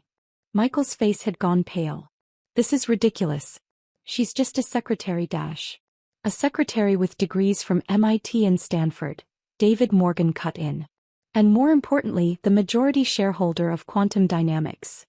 The room erupted in chaos. Michael jumped to his feet. That's impossible. I own controlling interest Through your shell companies? I asked calmly, bringing up more documents. Interesting how those same companies have been slowly selling shares over the past 5 years. Would you like to see who bought them? I never approved You did actually. I started playing a series of video clips. Here you are signing the transfer authorizations without reading them. Here's you approving the stock sales while talking on your phone. Here's you delegating your boring paperwork to your Justice Secretary, complete with your notarized signature on the delegation of authority. The board members were flipping through the evidence packets that had appeared at their seats. 7 years of documented fraud, theft and corporate espionage laid out in devastating detail. The Singapore deal, one board member said, looking up sharply. Is it really Falling apart as we speak, I confirmed. The investors pulled out this morning after discovering Mr. Chen's attempted bribes. Fortunately, I pulled up new documents. I've spent the last 6 months negotiating a legitimate deal with them under a different corporate entity. One that will actually benefit Quantum Dynamics rather than just inflating Mr. Chen's ego. Michael lunged for the door, but 2 SEC agents were already there. Michael Chin, one began, we have some questions about certain financial transactions. What followed was 3 hours of methodical destruction of everything Michael had built through fraud and theft. Every scheme, every stolen innovation, every manipulated number was exposed. The board watched in stunned silence as their brilliant CEO was revealed as a criminal who had nearly destroyed the company while enriching himself. Why? Michael finally asked as the SEC agents prepared to escort him out. Why spend 7 years as a secretary if you could have exposed me immediately? I walked over to him, 7 years of practiced subservience falling away with each step. Because immediate revenge wasn't enough. I wanted you to experience what my father felt, watching helplessly as everything you built is taken away by someone you trusted. The difference is I did it legally. Just then the boardroom door opened and a familiar figure wheeled himself in. Papa, I said softly. My father looked better than he had in years, alert and clear-eyed. The rehabilitation had been expensive but worth every penny. Michael's face went even paler. Joseph, he whispered. You're alive? Recovered? My father's voice was strong. Yes, thanks to my daughter. She didn't just save the company, Michael. She saved me. The next few hours were a blur of legal documents, press statements and corporate restructuring. By the end of the day, I was officially installed as CEO with my father returning as Chief Innovation Officer. The board, impressed by both my business acumen and the legitimate deals I'd arranged, voted unanimously for the transition. As the sun set over San Francisco Bay, I stood in what was now my office, looking at the city lights coming on. A knock at the door interrupted my thoughts. "Ms. Martinez?" It was Thomas, still in his server's uniform. "The staff is wondering." "Your jobs are safe," I assured him. "In fact, everyone's getting raises and better benefits. No more treating support staff like they're invisible." His relief was palpable. "Thank you. And congratulations. We always knew you were more than just a secretary." After he left, I pulled out my grandmother's pearls, the ones I'd worn so often as part of my disguise. They weren't just jewelry. They were a reminder that appearances can be deceiving, that patience and intelligence can overcome brute force and arrogance. My father wheeled himself in as I was reviewing the company's org chart. "You did it, Mija," he said softly. "But was it worth 7 years of your life?" I showed him the changes I was already implementing: better working conditions, innovation incentives, ethical business practices. I didn't just want to expose him, Papa. I wanted to understand this company from the ground up, to know every strength and weakness. Now I can make it what you always dreamed it could be. 1 year later, Quantum Dynamics is thriving. Our legitimate expansion into Asia has exceeded all projections, and our ethical business practices have attracted top talent and loyal customers. Michael Chin pled guilty to multiple charges and is serving time in a federal prison. The story of the Secretary CEO made headlines for a while, but that's not the legacy I care about. What matters is that every morning I walk through the office and greet every employee by name, from the janitors to the executives.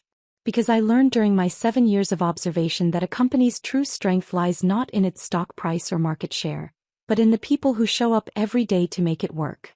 My father's health continues to improve, and he's back to innovating, now with proper protection for his intellectual property. The board meetings are collaborative rather than combative, and our support staff is among the best paid and most respected in the industry. As for me, I keep my old secretary's desk in a corner of my office as a reminder. Not of the deception but of the lesson. That true power comes not from titles or corner offices, but from understanding every level of an organization, from respecting every contribution, and from knowing that sometimes the most dangerous person in the room is the one everyone underestimates. Last week I received a letter from Michael, written from prison. "You could have destroyed me immediately," he wrote. "Why take 7 years?" I didn't reply, but the answer is simple. Because some lessons need to be learned slowly, because true change requires understanding, not just punishment, and because sometimes the longest road is the one that leads to the most complete victory. Every morning as I pass through the lobby of Quantum Dynamics, I see new employees reading the company's mission statement, prominently displayed on the wall. It's quite different from Michael's version. Ours talks about innovation, ethics, and respect for all. But my favorite part is the small quote at the bottom, added at my father's suggestion. "Never underestimate those who serve, for in their quiet observation lies wisdom that power often misses." It's signed Elena Martinez, former secretary, current CEO. And that, perhaps, is the greatest revenge of all, not just reclaiming what was stolen but transforming it into something better than it ever was before. Something worthy of 7 years of patience, planning, and yes, even serving coffee with a smile while being dismissed as just a secretary. Because in the end, the best revenge isn't just about winning. It's about winning in a way that makes victory mean something more than mere triumph. It's about creating change that lasts long after the drama of revenge has faded. And that's a lesson worth taking notes on.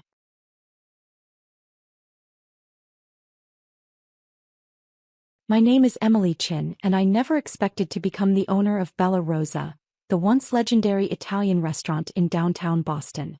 Especially not as a final act of spite from my mother-in-law, Isabella Romano. The day of the will reading was exactly what you'd expect from a Romano family gathering: dramatic, tense, and designed to maximize emotional damage. The lawyer's office was too small for the crowd of relatives, all dressed in expensive black designer wear, all expecting their piece of Isabella's considerable estate. "To my son Anthony, my pride and joy," Mr. Davidson read from the will, "I leave my primary residence in Beacon Hill, valued at $2.8 million, and my summer house in Cape Cod. My husband squeezed my hand, but not in comfort. His grip was triumphant.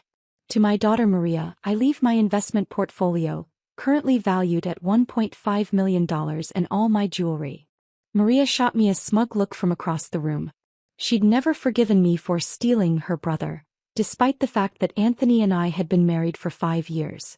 And to my daughter-in-law Emily, Mr. Davidson paused, and I could have sworn I saw him suppress a wince. I leave my beloved restaurant Bella Rosa with all its current challenges. Maybe managing a failing business will finally teach her the value of proper Italian cooking, something she clearly never learned despite my many attempts to educate her. The room erupted in poorly concealed laughter. I sat there, face burning, as Isabella's final insult landed exactly as she'd intended. Even in death, she had found a way to remind everyone that I, a Chinese-American chef with classical French training, had never been good enough for her precious Italian family.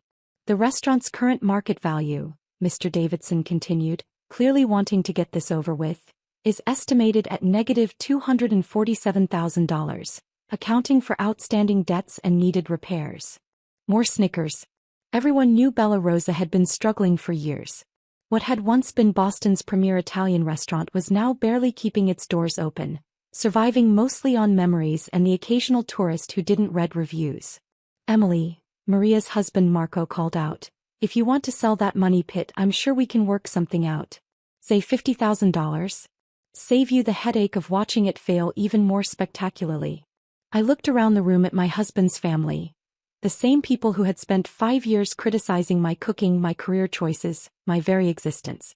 Anthony was already nodding at Marco's offer, probably calculating how quickly he could get his hands on that $50,000. "No," I said, my voice quiet but firm. "I think I'll keep it." The drive home was tense. Anthony couldn't understand why I wouldn't take Marco's generous offer. "Be reasonable, Emily. You know nothing about running an Italian restaurant." Mama was right about that, at least. I stared out the window, thinking about my own grandmother's small restaurant in Chicago's Chinatown, where I'd first learned to love cooking. About the prestigious Culinary Institute of America, where I'd graduated top of my class. About the Michelin-starred restaurants in New York and Paris where I'd trained before moving to Boston. "I'm going to the restaurant," I said as soon as we got home. "Don't wait up. Emily, don't be difficult about this. Just sell it to Marco and..." I was already out the door. Bella Rosa sat on a prime corner in Boston's North End, its once elegant facade now showing its age. The neon sign flickered weakly in the early evening light, and the windows needed cleaning. But even through years of neglect, I could see what this place had once been. I used the keys Mr. Davidson had given me to let myself in. The dining room was empty. The restaurant had been closed since Isabella's death 3 weeks ago. The chairs were stacked on tables, and a layer of dust had settled over everything. But it was the kitchen that called to me. I'd never been allowed in here during Isabella's life. She'd made it clear that her kitchen was off-limits to amateurs. Now I walked slowly through the space, running my hands over stainless steel counters, examining the professional-grade equipment that hadn't been properly maintained in years. In the back corner, a door led down to the basement. The stairs creaked under my feet as I descended, switching on my phone's flashlight. The basement was a maze of storage rooms and wine racks, most of them empty now. But something caught my eye, a door that didn't quite match the others, its paint slightly different. It took some effort to open, the hinges protesting years of disuse. Inside was a small office, untouched for what looked like decades. Dust-covered photos on the walls showed a much younger Isabella with an elderly woman I recognized from family photos. Her grandmother, Rosa, the original owner of Bella Rosa. On the desk sat a leather-bound book, its pages yellow with age. My hands trembled slightly as I opened it, and I gasped. Page after page of handwritten recipes, notes, and cooking secrets, all in Rosa's elegant handwriting. This wasn't just a recipe book. It was the heart of what had made Bella Rosa legendary.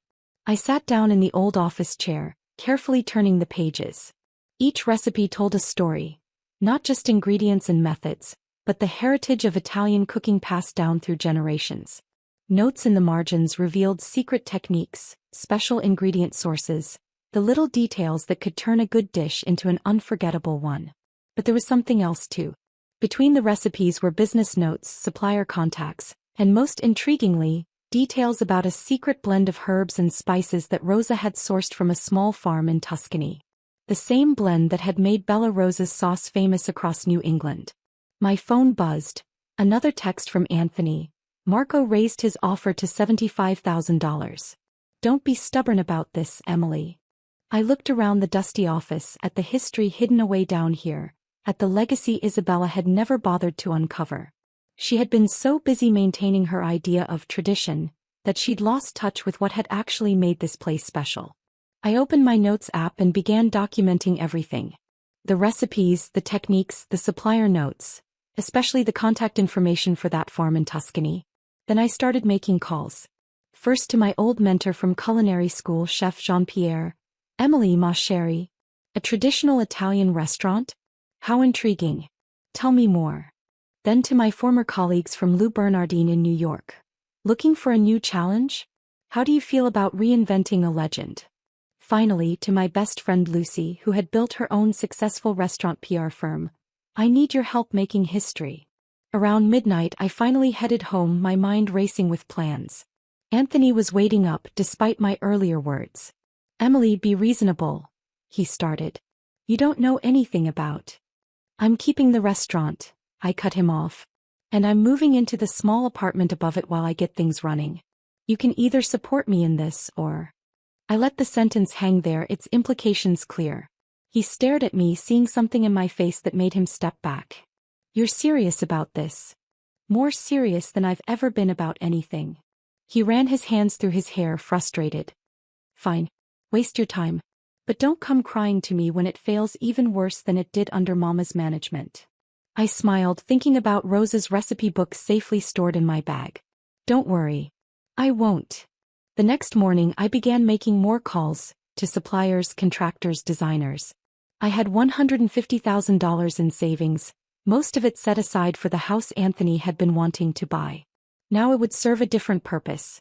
Maria and Marco showed up at the restaurant around noon, probably expecting to find me overwhelmed and ready to accept their offer.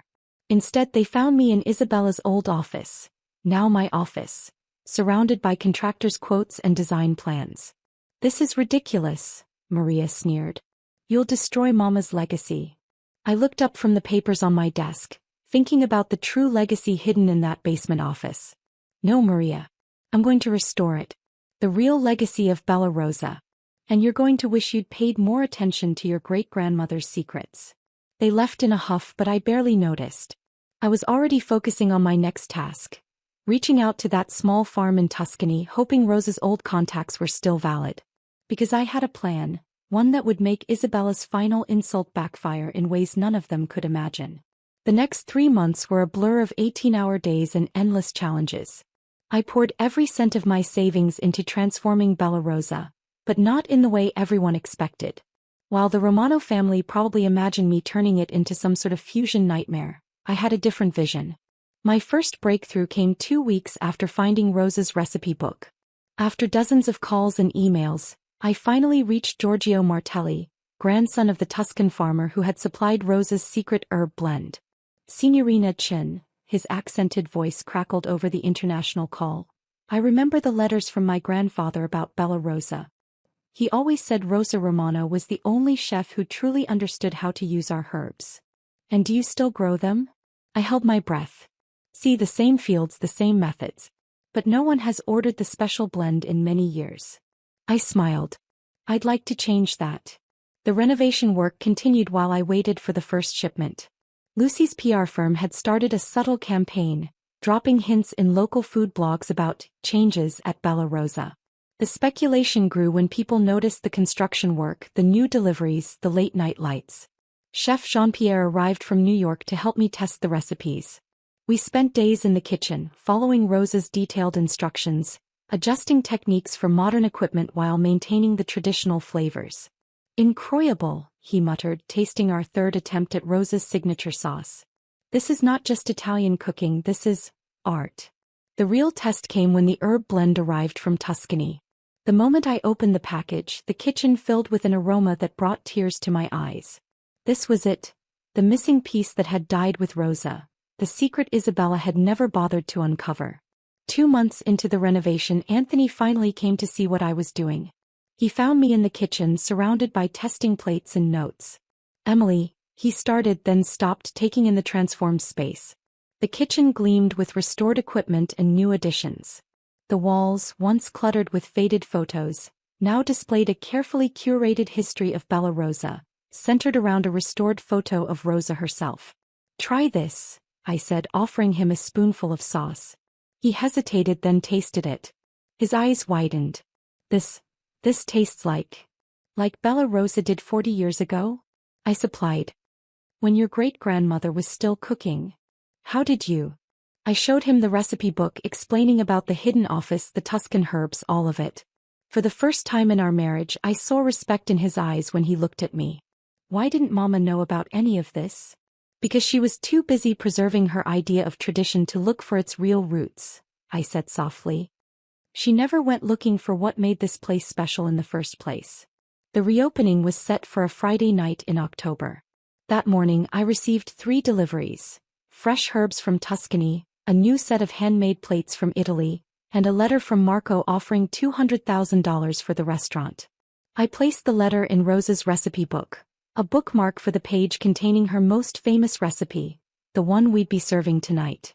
The Romano family arrived as a group 15 minutes before opening. Maria's face was pinched with anticipation of failure. Marco looked smug. Various aunts, uncles and cousins filed in, all ready to witness my humiliation. What they found instead was a completely transformed Bella Rosa. The dining room glowed with warm lighting, the tables set with elegant simplicity. The walls told the story of Rosa's legacy through carefully restored photos and memorabilia. And the aroma was exactly as it had been in Rosa's day. "What is this?" Maria demanded. "This," I said calmly, "is the real Bella Rosa. The one your great-grandmother built. Would you like to see the kitchen?" They followed me, whispering among themselves. The kitchen was a hive of activity. Chef Jean-Pierre was training my new staff, each station perfecting dishes from Rosa's book. "First seating is fully booked," Lucy announced, sweeping in with her tablet. "And the wait list for the next 3 months is growing." That article in the Globe really stirred up interest. Marco stepped forward. "Emily, be reasonable. I'll offer you $500,000 for the restaurant. Right now." I laughed. "Bella Rosa made $47,000 in pre-bookings this week alone, Marco. And that's before we've served a single meal." The door chimed, our first real customers arriving. I gestured to the dining room. "You're welcome to stay and eat. In fact, I insist. I've reserved the family table." That night was magic. Every dish that left the kitchen was perfect. Rosa's recipes brought back to life through a combination of her detailed notes and modern expertise. The dining room filled with sounds I remembered from my grandmother's restaurant. The murmur of happy conversations, the clink of plates, the sighs of contentment. The Romano family sat at their table, growing quieter with each course. I watched their faces as they tasted dish after dish, saw the memories flooding back. Even Maria's carefully maintained disdain cracked when she tasted the veal, her childhood favorite, prepared exactly as Rosa had made it. By midnight, when the last customers had left, the family was still there. Anthony stood up first, coming into the kitchen where I was reviewing notes with my staff. "I'm sorry," he said simply. "I should have believed in you." One by one the others came too. Not to apologize. The Romanos weren't really the apologizing type, but to ask questions. About Rosa's recipes, about my plans, about how I'd discovered what Isabella had overlooked. 6 months later, Bella Rosa was named Best Italian Restaurant in Boston. A year after that, we opened our second location. The Romano family dynamics shifted too, slowly but noticeably. It's amazing how success can change people's perspectives. Maria's daughter Sophia started working in our kitchen last summer, eager to learn her great-great-grandmother's recipes. Marco's smug offers to buy the restaurant stopped after we crossed the $5 million annual revenue mark. And Anthony, well, we're working on things. He's learning to see me differently, to understand that respecting tradition doesn't mean being trapped by it. I keep Rosa's recipe book in my office now in a special display case. Sometimes late at night I'll sit there and read her notes, imagining her in this same kitchen decades ago, creating the dishes that would become legendary. Last week I received a letter from Giorgio in Tuscany. His daughter is studying sustainable agriculture, ensuring that Rose's special herbs will continue growing for another generation. I'm flying her in this summer to learn about our restaurant, to understand how her family's farm connects to our legacy. Isabella's punishment turned out to be the greatest gift she could have given me. She thought she was leaving me a failing business, but instead she gave me the key to unlock a legacy that was just waiting to be rediscovered. The latest food critics review summed it up perfectly. Bella Rosa isn't just a restaurant. It's a testament to the power of understanding true tradition. Under Emily Chen's guidance, this legendary establishment hasn't just been revived. It's been revealed, reminding us all that the best traditions aren't the ones we cling to blindly, but the ones we take the time to truly understand. Every morning when I unlock the restaurant's doors, I look up at the sign, still the original one, now carefully restored. Bella Rosa glows warmly in the early light, and sometimes if I listen carefully, I can almost hear Rose's voice in the quiet kitchen, whispering her secrets to another chef who finally understood what she'd been trying to preserve all along. The restaurant is fully booked 3 months in advance now. The Romano family doesn't laugh anymore when they hear my name. Instead, they bring their business associates to Bella Rosa, proudly introducing me as their daughter-in-law who restored our family's legacy. But the real satisfaction comes every evening, when I watch guests taste Rosa's recipes for the first time. Their expressions mirror what I felt when I first discovered that hidden book.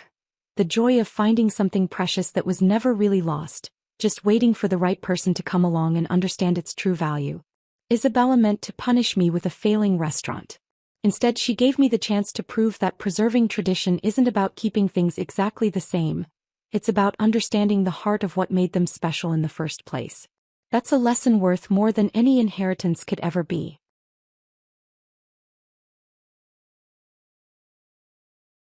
The conference room at the Ritz-Carlton felt like a tomb.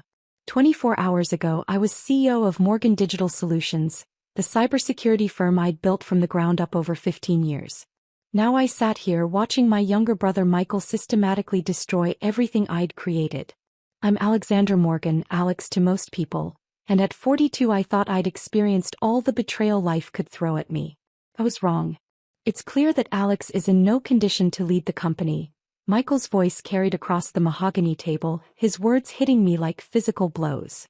Since Claire's death 3 months ago, she's been erratic, missing meetings, making impulsive decisions. We need stable leadership to protect our shareholders' interests. Claire. My wife's name in his mouth made my hands clench under the table. He'd barely attended her funeral, claiming pressing business in Dubai. Now he was using her death as a weapon against me. The board members avoided my gaze, shuffling papers and fidgeting with their water glasses. Most of them had been with me since the beginning, when Morgan Digital was just 3 people working out of my garage. They'd attended my wedding to Claire 5 years ago, sent flowers when she was diagnosed with cancer, written heartfelt condolence cards when she died. But business is business, and Michael had spent the last 3 months methodically poisoning the well. Just last week, he continued, Alex approved a merger with Hayes Technology without proper due diligence. The company's financials are questionable at best. This kind of reckless behavior could sink us. I bit back a laugh. The Hayes merger had been in the works for over a year. Claire, our chief financial officer before her illness, had personally vetted their books. The deal was solid. Michael knew that because he'd been copying my emails for months.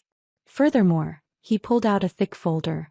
I have documentation of concerning behavior. Angry outbursts in meetings, irrational decisions, possible substance abuse. This time I did laugh, a short, sharp sound that made several board members jump. Substance abuse, Michael? Really?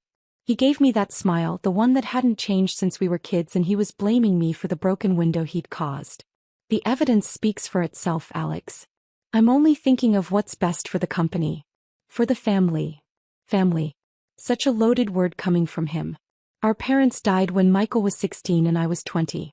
I'd put my own dreams on hold, taken over Dad's struggling computer repair business to put Michael through college. Transformed that small shop into a multimillion-dollar cybersecurity firm. Given him a job straight out of business school when no one else would touch him after that scandal with his college funds. I moved to temporarily suspend Alexandra Morgan from her position as CEO, Michael announced, pending a full psychological evaluation and review of her fitness to lead. Gerald Wu, our longest-serving board member, cleared his throat. This is unprecedented, Michael. Alex founded this company. She's led us through every crisis, including the ransomware attack last year. Which is why this is so difficult. Michael's voice dripped with fake concern. But we have a duty to our shareholders, our employees, and most importantly to Alex herself. She needs time to grieve, to heal. Running a company of this size, it's too much pressure right now. I could see the board wavering. Michael had always been the charming one, able to spin any situation to his advantage.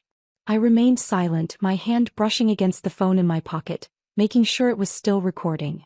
The vote, when it came, wasn't even close. 9-3 in favor of my suspension. Only Gerald and 2 others voted against it. Michael would be interim CEO effectively immediately.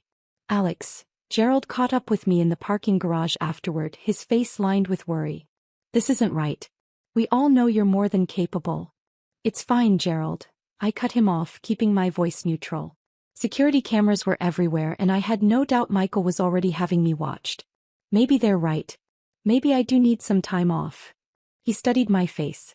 You're taking this very calmly. I smiled, thinking of the encrypted laptop in my home office, the one Claire had helped me set up before she died. I learned from the best.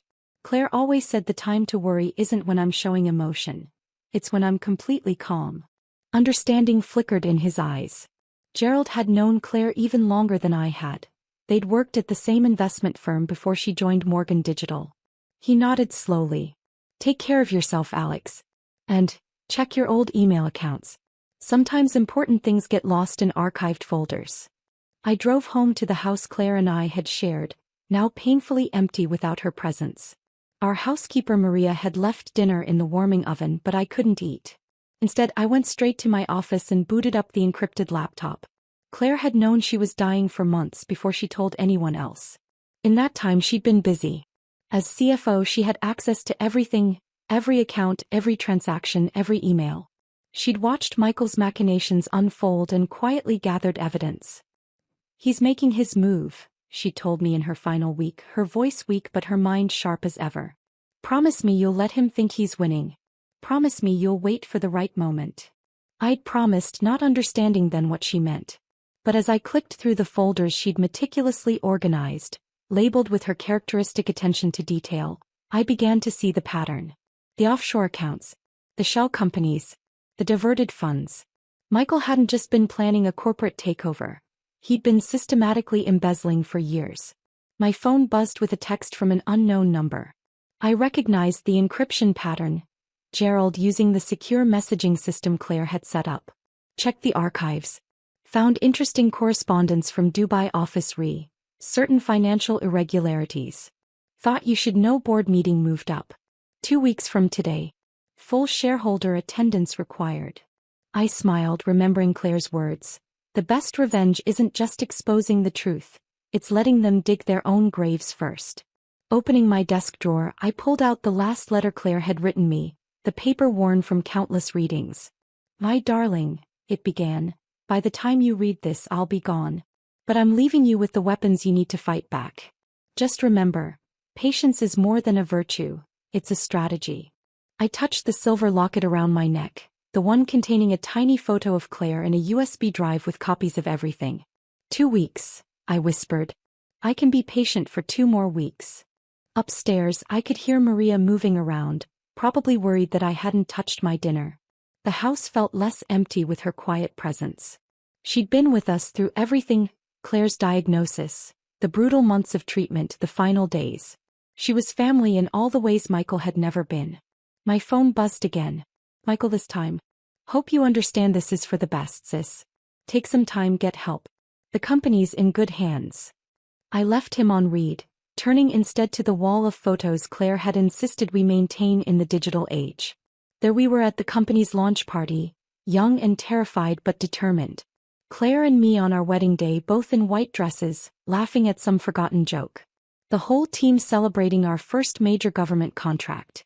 And there, almost hidden behind a more recent photo, was one of Michael and me as kids, before our parents' accident. He was looking up at me with pure adoration, his big sister who could do no wrong. When had that adoration turned to resentment? When had protecting him turned into enabling his worst instincts? I touched Claire's face in our wedding photo. "I miss you," I whispered. "But I promise you I won't let him destroy what we built." Maria appeared in the doorway, concern etched on her kind face. "Senora Alex, you should eat something. Mrs. Claire would want you to keep up your strength." She was right, of course. Claire would tell me to think strategically to stay sharp. I followed Maria to the kitchen where she reheated dinner and sat with me while I ate, chatting about her grandchildren, the garden, anything but business. Later, lying in bed, I pulled out my tablet and began reviewing the files Claire had left me. In 2 weeks I would have my chance.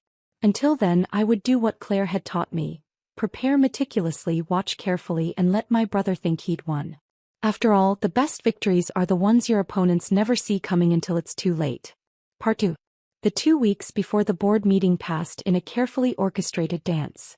During the day, I played the part Michael expected, the grieving widow too consumed by loss to fight back. I took long walks in the park, had publicly visible lunch meetings with a therapist, actually a forensic accountant Claire had trusted, and made sure I was photographed looking appropriately distressed at Claire's favorite cafe. But at night in my home office I was at war. Claire had left me an intricate map of Michael's deceptions. For 5 years he'd been siphoning company funds through a network of shell corporations, all carefully hidden behind legitimate-looking transactions. The pattern was brilliant in its simplicity: small amounts, nothing that would trigger automatic alerts but adding up to millions. "Your brother's smart," Gerald said during one of our encrypted video calls, but Claire was smarter. She found his pattern because she knew exactly how she would have hidden it if she were doing something illegal. Claire always said the best CFOs think like criminals. I smiled, remembering her wry humor. She just used her powers for good instead of evil. The piece de resistance came 3 days before the board meeting. An email from our Dubai office, forwarded by Gerald, showed Michael had been cooking up this takeover for months.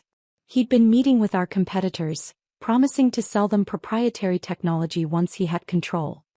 "He's getting sloppy," Gerald observed. "Too confident." "Good," I replied. "Let him be." The morning of the board meeting, I dressed with particular care: Claire's favorite navy suit, her pearls, the wedding ring I now wore on a chain next to the locket. Maria helped me style my hair, her steady hands a comfort. "Mrs. Claire would be proud," she said, adjusting my collar. "She always said you were strongest when people thought you were broken." The boardroom was packed. Michael had insisted on full shareholder attendance, probably wanting witnesses to what he assumed would be his final triumph. He barely glanced at me as I took my seat, too busy glad-handing investors. "Before we begin," he announced once everyone was seated, "I want to address the elephant in the room. My sister's temporary removal as CEO, while painful, was necessary. The psychological evaluation confirms what we feared: she's not currently fit to lead."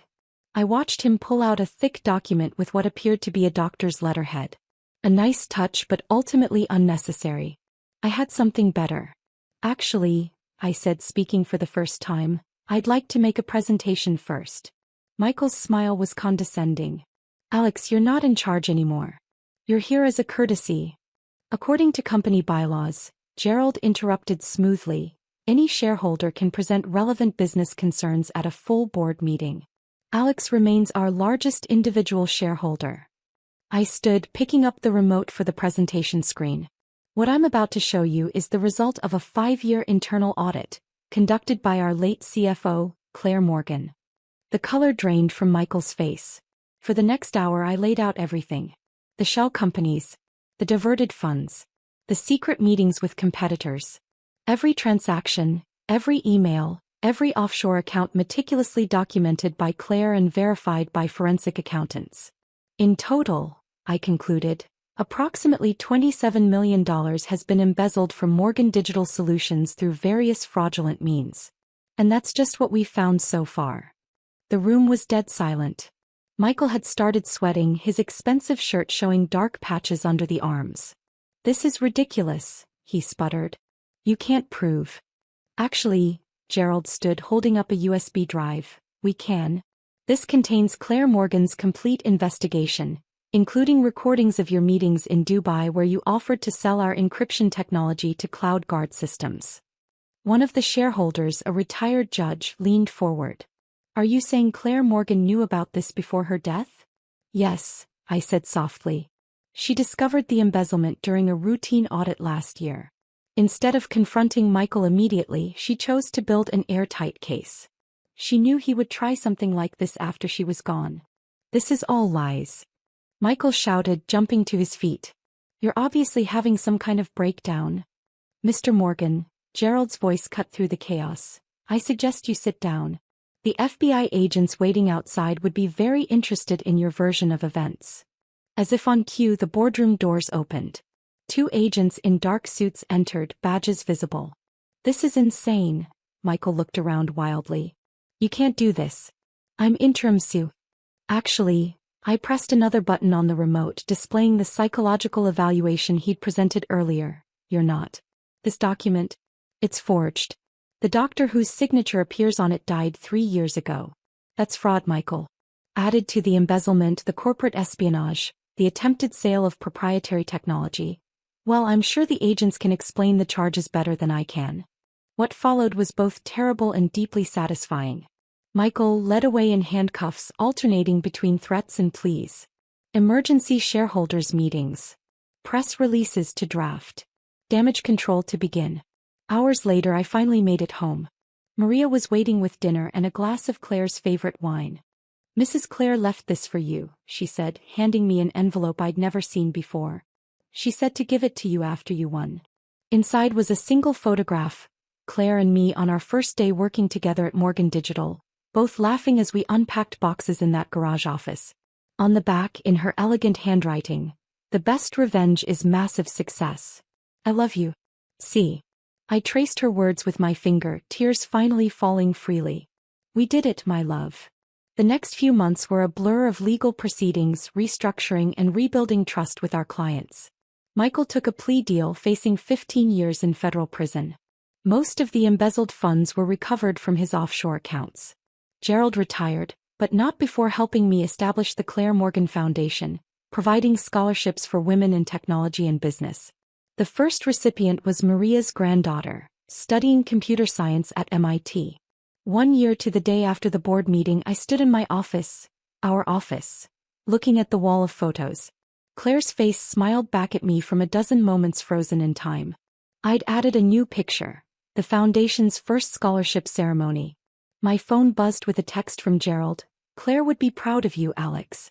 Not just for taking down Michael, but for what you've built from the ashes. He was right. The company was stronger than ever, our ethical oversight programs now industry standard. The betrayal still hurt, but like Claire always said, sometimes you have to break something completely to rebuild it better. I touched the locket containing her picture and the USB drive. I still wore it, though its contents were no longer secret. Thank you, I whispered, not sure if I was talking to Claire or to the universe in general. Maria appeared in my doorway, reminding me it was time for the foundation's board meeting. As I gathered my things, I glanced one last time at the photo wall. The picture of Michael and me as children was still there, now serving as a different kind of reminder. Not of betrayal, but of lessons learned. That family is more than blood, that love is stronger than greed, and that sometimes the best revenge isn't about destroying your enemies. It's about building something beautiful from the wreckage they leave behind. Later that night, I sat in Claire's favorite spot in our garden, where Maria had kept her roses blooming. The evening air was soft with early summer, carrying the scent of flowers Claire had planted but never got to see bloom. I wish you were here, I said to the empty chair beside me. But in a way you never left. You're in every line of code, every policy, every decision I make. My phone buzzed with an update from our Dubai office. Another successful contract, another step forward. Life goes on, as Claire would say. The trick is making sure it goes on your terms, not someone else's. I raised my glass to the stars, a private toast to absent loves and hard-won victories. Tomorrow would bring new challenges, new battles, new opportunities to build and grow. But tonight, in this garden Claire created, surrounded by the life we built together, I was at peace. Some people say revenge is a dish best served cold. But Claire taught me something better. Revenge isn't about the serving temperature. It's about making sure that when you serve it, you do so with style, strategy, and enough evidence to fill a federal indictment. Michael's mistake wasn't just betraying me. It was underestimating the power of the love between two women who had spent their lives building something worth fighting for. In the end, he never understood that true strength isn't in what you can take from others, but in what you can build together. And we had built something beautiful.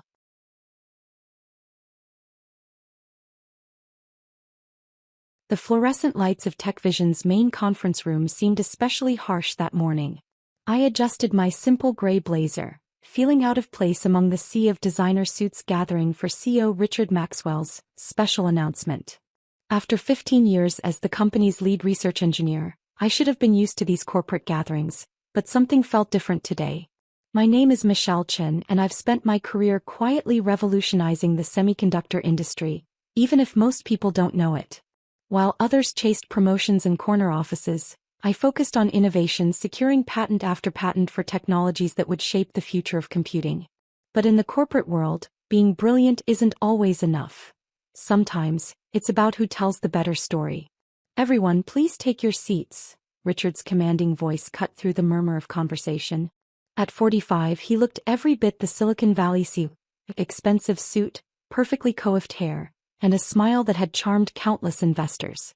Today marks a historic moment for TechVision. I could feel the tension in the room as hundreds of employees leaned forward. Rumors of a major deal had been circulating for weeks, but no one knew the details. I sat in my usual spot near the back, laptop open to continue monitoring the automated tests running on my latest project. I'm thrilled to announce that TechVision will be merging with Global Tech Industries in a $2 billion deal. Richard's voice swelled with pride. This merger will create the largest semiconductor company in North America. The room erupted in applause. I remained still, my mind racing through the implications. Global Tech was our biggest competitor, known for aggressive business tactics and questionable research practices. More importantly, they had been trying to replicate our core technology for years without success. This merger represents everything we value at TechVision: bold vision, strategic thinking, and real innovation, Richard continued, his eyes scanning the room. Then they landed on me, and his smile took on a sharper edge. Unlike some approaches to innovation that waste company resources. He gestured toward my corner. We've all seen employees who hide in their labs, collecting patents like baseball cards instead of creating real value for shareholders. Laughter rippled through the room. I kept my face neutral even as I felt the stares of my colleagues. Richard had never forgiven me for refusing to rush an unstable version of our quantum integration process to market last year, despite his direct orders. In his world, stock prices mattered more than scientific integrity. The future belongs to those who think big, who aren't afraid to take risks, Richard declared. That's why Global Tech is the perfect partner. Their CEO, James Morrison, shares our vision for aggressive growth and market dominance. As if on cue, James Morrison strode onto the stage. Tall, silver-haired, and radiating confidence, he embodied corporate power. Thank you, Richard.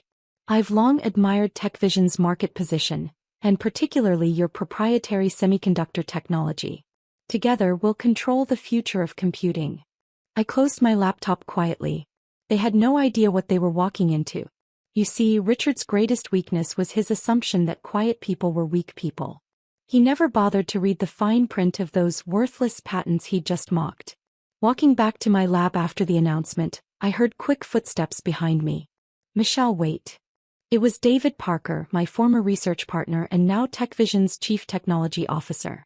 He'd been one of the few who recognized the value of my work early on. Quite an announcement, I said, keying in my lab access code. David looked uncomfortable. Listen, I tried to tell Richard he needs to review your patent portfolio before finalizing the merger, but he wouldn't listen. He thinks it's just standard company IP. I smiled slightly. That's interesting, considering I never assigned most of my patents to TechVision. David's eyes widened. What do you mean? When I joined TechVision, I negotiated a special contract. Any patents I developed using my own resources and time belonged to me personally. The company only has limited usage rights. I started organizing files on my computer. Richard never read the contract. He just assumed. But that means... David's voice trailed off as realization dawned. Yes, I said quietly. The quantum integration process that global tech wants so badly? The neural routing algorithms? The adaptive chip architecture? They're all my personal intellectual property. And I never agreed to transfer them to any other company. David sank into a chair. Michelle, this merger. It's largely based on accessing that technology. Global Tech's entire integration plan assumes they'll have full rights to your innovations. I know. I continued typing, pulling up documents I'd prepared months ago when I first heard merger rumors. And in 2 weeks, when the due diligence team finally reads the actual patent assignments, they'll discover that their $2 billion deal is worthless without my consent. Richard will be furious, David whispered. Richard should have read the contracts, I replied calmly. He was too busy mocking my worthless patents to notice what they actually covered. Over the next week, I watched the merger machinery grind forward. Press releases touted the perfect synergy between the companies. Richard gave interviews about consolidating industry-leading technology. Through it all, I kept working quietly in my lab, waiting for the inevitable. It happened exactly 13 days after the announcement. I was running calibration tests when my phone buzzed, an urgent message requesting my presence in the main conference room. Walking down the hallway, I could already hear raised voices. Inside, Richard was pacing like a caged lion, his perfect hair now disheveled. James Morrison sat at the table, face dark with anger. Around them, lawyers and executives shuffled through papers with increasingly panicked expressions. Ms. Chin, one of Global Tech's lawyers, addressed me. We've been reviewing the patent assignments for the core technology portfolio. There seems to be a complication. A complication? James Morrison's voice could have cut steel. The entire quantum integration framework is registered to her personally, not to TechVision. Richard spun toward me, face flushed. What kind of game are you playing? Those patents belong to this company. I pulled out my own copy of my employment contract, the one I'd negotiated 15 years ago when TechVision was desperate for top engineering talent. Actually, they don't. My contract explicitly states that any innovations developed using my own resources remain my intellectual property. TechVision has usage rights but no ownership. That's impossible, Richard sputtered. No one has contracts like that. You signed it yourself, I said softly. Though apparently you never read it carefully. Just like you never really understood the technology you've been trying to sell. Name your price, James Morrison said suddenly. Everyone has one. I turned to face him directly. My price. My price is something neither of you can afford. Respect for the innovation process. You see, I'm not interested in helping two companies merge just so they can rush untested technology to market and potentially harm consumers. You'll never work in this industry again, Richard threatened, his corporate polish finally cracking. I laughed softly. I don't work for the industry, Richard. I work for the advancement of science. And after today, I'll be doing that somewhere my work is actually valued. As if on cue, my phone buzzed. The message was from the National Science Foundation, confirming my appointment as their new Director of Quantum Computing Initiatives. I'd submitted my resignation letter to TechVision that morning, time to arrive just after this meeting. You've been planning this, Richard accused, finally understanding. No, Richard. You planned this when you decided to sell technology you didn't own. I'm just ensuring it remains in responsible hands. I stood up, smoothing my blazer. Now, if you'll excuse me, I have some patents to review. Real ones, not worthless ones. Walking out of that conference room, I felt lighter than I had in years. Sometimes the quietest person in the room is the one you should watch most carefully. Because while others are busy talking about making history, we're busy writing it. The merger announcement was retracted the next day. TechVision's stock plunged. Richard resigned under pressure from the board. But the real story was just beginning. The news broke like a tsunami through Silicon Valley. TechVision Global Tech $2 billion merger collapses. Key patents owned by engineer, not company, screamed the headlines. Within hours, my phone was flooded with messages from journalists, tech analysts, and most interestingly, other engineers sharing similar stories of corporate exploitation. My simple apartment became my sanctuary as the storm raged. I spent the morning after the collapse calmly sipping tea and watching TechVision's stock price plummet on my laptop screen. A part of me felt sad, not for Richard or the failed merger, but for the hundreds of employees whose jobs were now uncertain. You've started quite the revolution, David said, settling into my living room chair. He'd brought bagels and coffee, a peace offering of sorts. The board is in complete chaos. Richard's resignation letter blamed everyone but himself, of course. I nodded, pulling up a document on my laptop. I expected that. That's why I prepared this. I turned the screen to show him a comprehensive business plan. A new research institute focused on ethical technology development. No rushed deadlines, no cutting corners for quarterly profits. David leaned forward, scanning the document. You're going to need funding, facilities. Already arranged, I smiled. Remember James Morrison's, "Everyone has a price," comment? He was right, just not in the way he thought. My price was independence. I showed David another document. The terms of my appointment at the National Science Foundation, which included a unique public-private partnership. My patents would be licensed for public research, with commercial applications carefully controlled to ensure ethical development. Several venture capital firms have already reached out, I continued. They see the value in long-term responsible innovation. But more importantly, I pulled up my email showing dozens of messages from engineers and researchers across the industry. We're not alone. The next few weeks were a blur of activity. While TechVision struggled to stabilize without access to my technology, I was building something new. The Chin Institute for Ethical Innovation took shape in a renovated industrial space just outside the city. Our mission was simple: advance technology while protecting humanity's interests. But corporate giants don't fall quietly. Richard, despite his resignation, wasn't finished with me yet. "Legal notice for you," my assistant said one morning, 3 months after the merger collapse. The document alleged patent infringement, claiming my innovations were actually based on earlier TechVision research. I couldn't help but laugh. Opening my drawer, I pulled out a worn leather notebook. My research journal from graduate school, every page notarized and dated. They really should have done their homework, I told my assistant. Every concept, every innovation, documented years before I joined TechVision.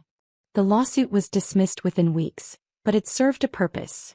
It showed just how desperate the old guard had become. The industry was changing and they were losing control. My phone buzzed. A message from Sarah Martinez, a former TechVision engineer who joined my institute. "Michelle, you need to see this. Richard's giving a talk at the Technology Leadership Conference." I pulled up the live stream. Richard, looking somewhat less polished than his CEO days, was in full attack mode. "These ethical innovation advocates are destroying American competitiveness," he declared. "We need to move fast, break things." Speaking of breaking things, I typed back to Sarah, "How's the quantum stability testing going?" "Perfect," she replied. "Your original process works exactly as documented. Global Tech's rushed version would have failed catastrophically within months." That validation meant everything. While Richard was busy defending his failed leadership, we were proving that careful, ethical innovation could succeed. The Chin Institute's first patents were already being licensed to responsible manufacturers. 6 months after the merger collapse, I stood on a different stage addressing a packed auditorium at MIT. "Innovation isn't just about being first to market," I told the eager young faces. "It's about being right. About creating technology that serves humanity, not just shareholders." The response was overwhelming. Applications to our research programs flooded in. More importantly, other companies began adopting our ethical development framework. The industry was evolving. 1 year to the day after Richard's merger announcement, I received an unexpected visitor. James Morrison, no longer with Global Tech, stood in my office looking humbled. "I was wrong," he said simply. "Not just about the merger but about the whole approach to innovation. Your institute's results this year." He shook his head. "We could never have achieved that with our rush-to-market strategy." I offered him a seat. "The technology was never the real issue, James. It was the philosophy behind it. When you prioritize short-term gains over long-term responsibility, you end up with neither." He nodded slowly. "That's why I'm here. My new venture capital firm wants to invest in responsible innovation. No pressure for quick exits, no rushing to market. Would you consider being on our advisory board?" I studied him for a moment. "On one condition, We establish a fund for independent researchers. Help others protect their innovations like I protected mine. The agreement we reached that day would change the industry's funding landscape forever. The Independent Innovation Protection Fund became a lifeline for researchers fighting corporate pressure to compromise their work. Richard? He tried to make a comeback with a new startup, but investors had learned their lesson. Last I heard, he was writing a book about disruptive leadership, though I doubt it mentions how his own leadership was disrupted. TechVision survived, though changed. The board appointed David as CEO, and he implemented a comprehensive ethical innovation policy. My patents are still licensed to them, but now under strict quality control conditions. The Chin Institute continues to grow. We've expanded into 3 new research fields, and our ethical development framework has become an industry standard. More importantly, we've created a community where brilliant minds can work without compromising their principles. Sometimes at night I still work late in my lab just like I did at TechVision. But now when I look through the glass walls, I see others doing the same, researchers free to pursue innovation at its own pace, without fear of corporate pressure. On my desk sits a framed copy of that special contract I negotiated 15 years ago. Next to it is a photo from our institute's opening day, showing a diverse team of scientists and engineers, many of whom left prestigious corporate jobs to join our mission.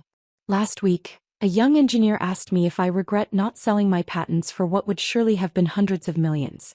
I showed her our latest project, a breakthrough in sustainable computing that could reduce global data center energy consumption by 60%. Some things, I told her, are worth more than money. The real value of innovation isn't in the patents or the profits. It's in the positive change we create. As I write this from my office overlooking our expanding campus, I think about that day in the TechVision conference room, when Richard mocked my worthless patents. He never understood that true worth isn't measured in stock prices or merger deals. It's measured in impact, in lives improved, in problems solved. The revolution I started wasn't just about patents or corporate power. It was about proving that quiet determination can overcome loud arrogance, that ethical innovation can outperform reckless ambition. Most importantly, it was about showing that sometimes the most powerful response to mockery isn't revenge. It's rising above it to create something better. Today, when people hear the name Michelle Chin, they don't think of the quiet engineer who brought down a $2 billion merger. They think of the woman who helped transform an industry's approach to innovation. And that, more than any patent or payback, is the legacy I'm proud to leave. The next generation of innovators will face their own Richard Maxwell's, their own pressure to compromise. But now they have a choice, a path to protect their integrity and their innovations. Sometimes the greatest victories come not from defeating your opponents, but from making their victory impossible by changing the rules of the game entirely. And that's a patent worth protecting.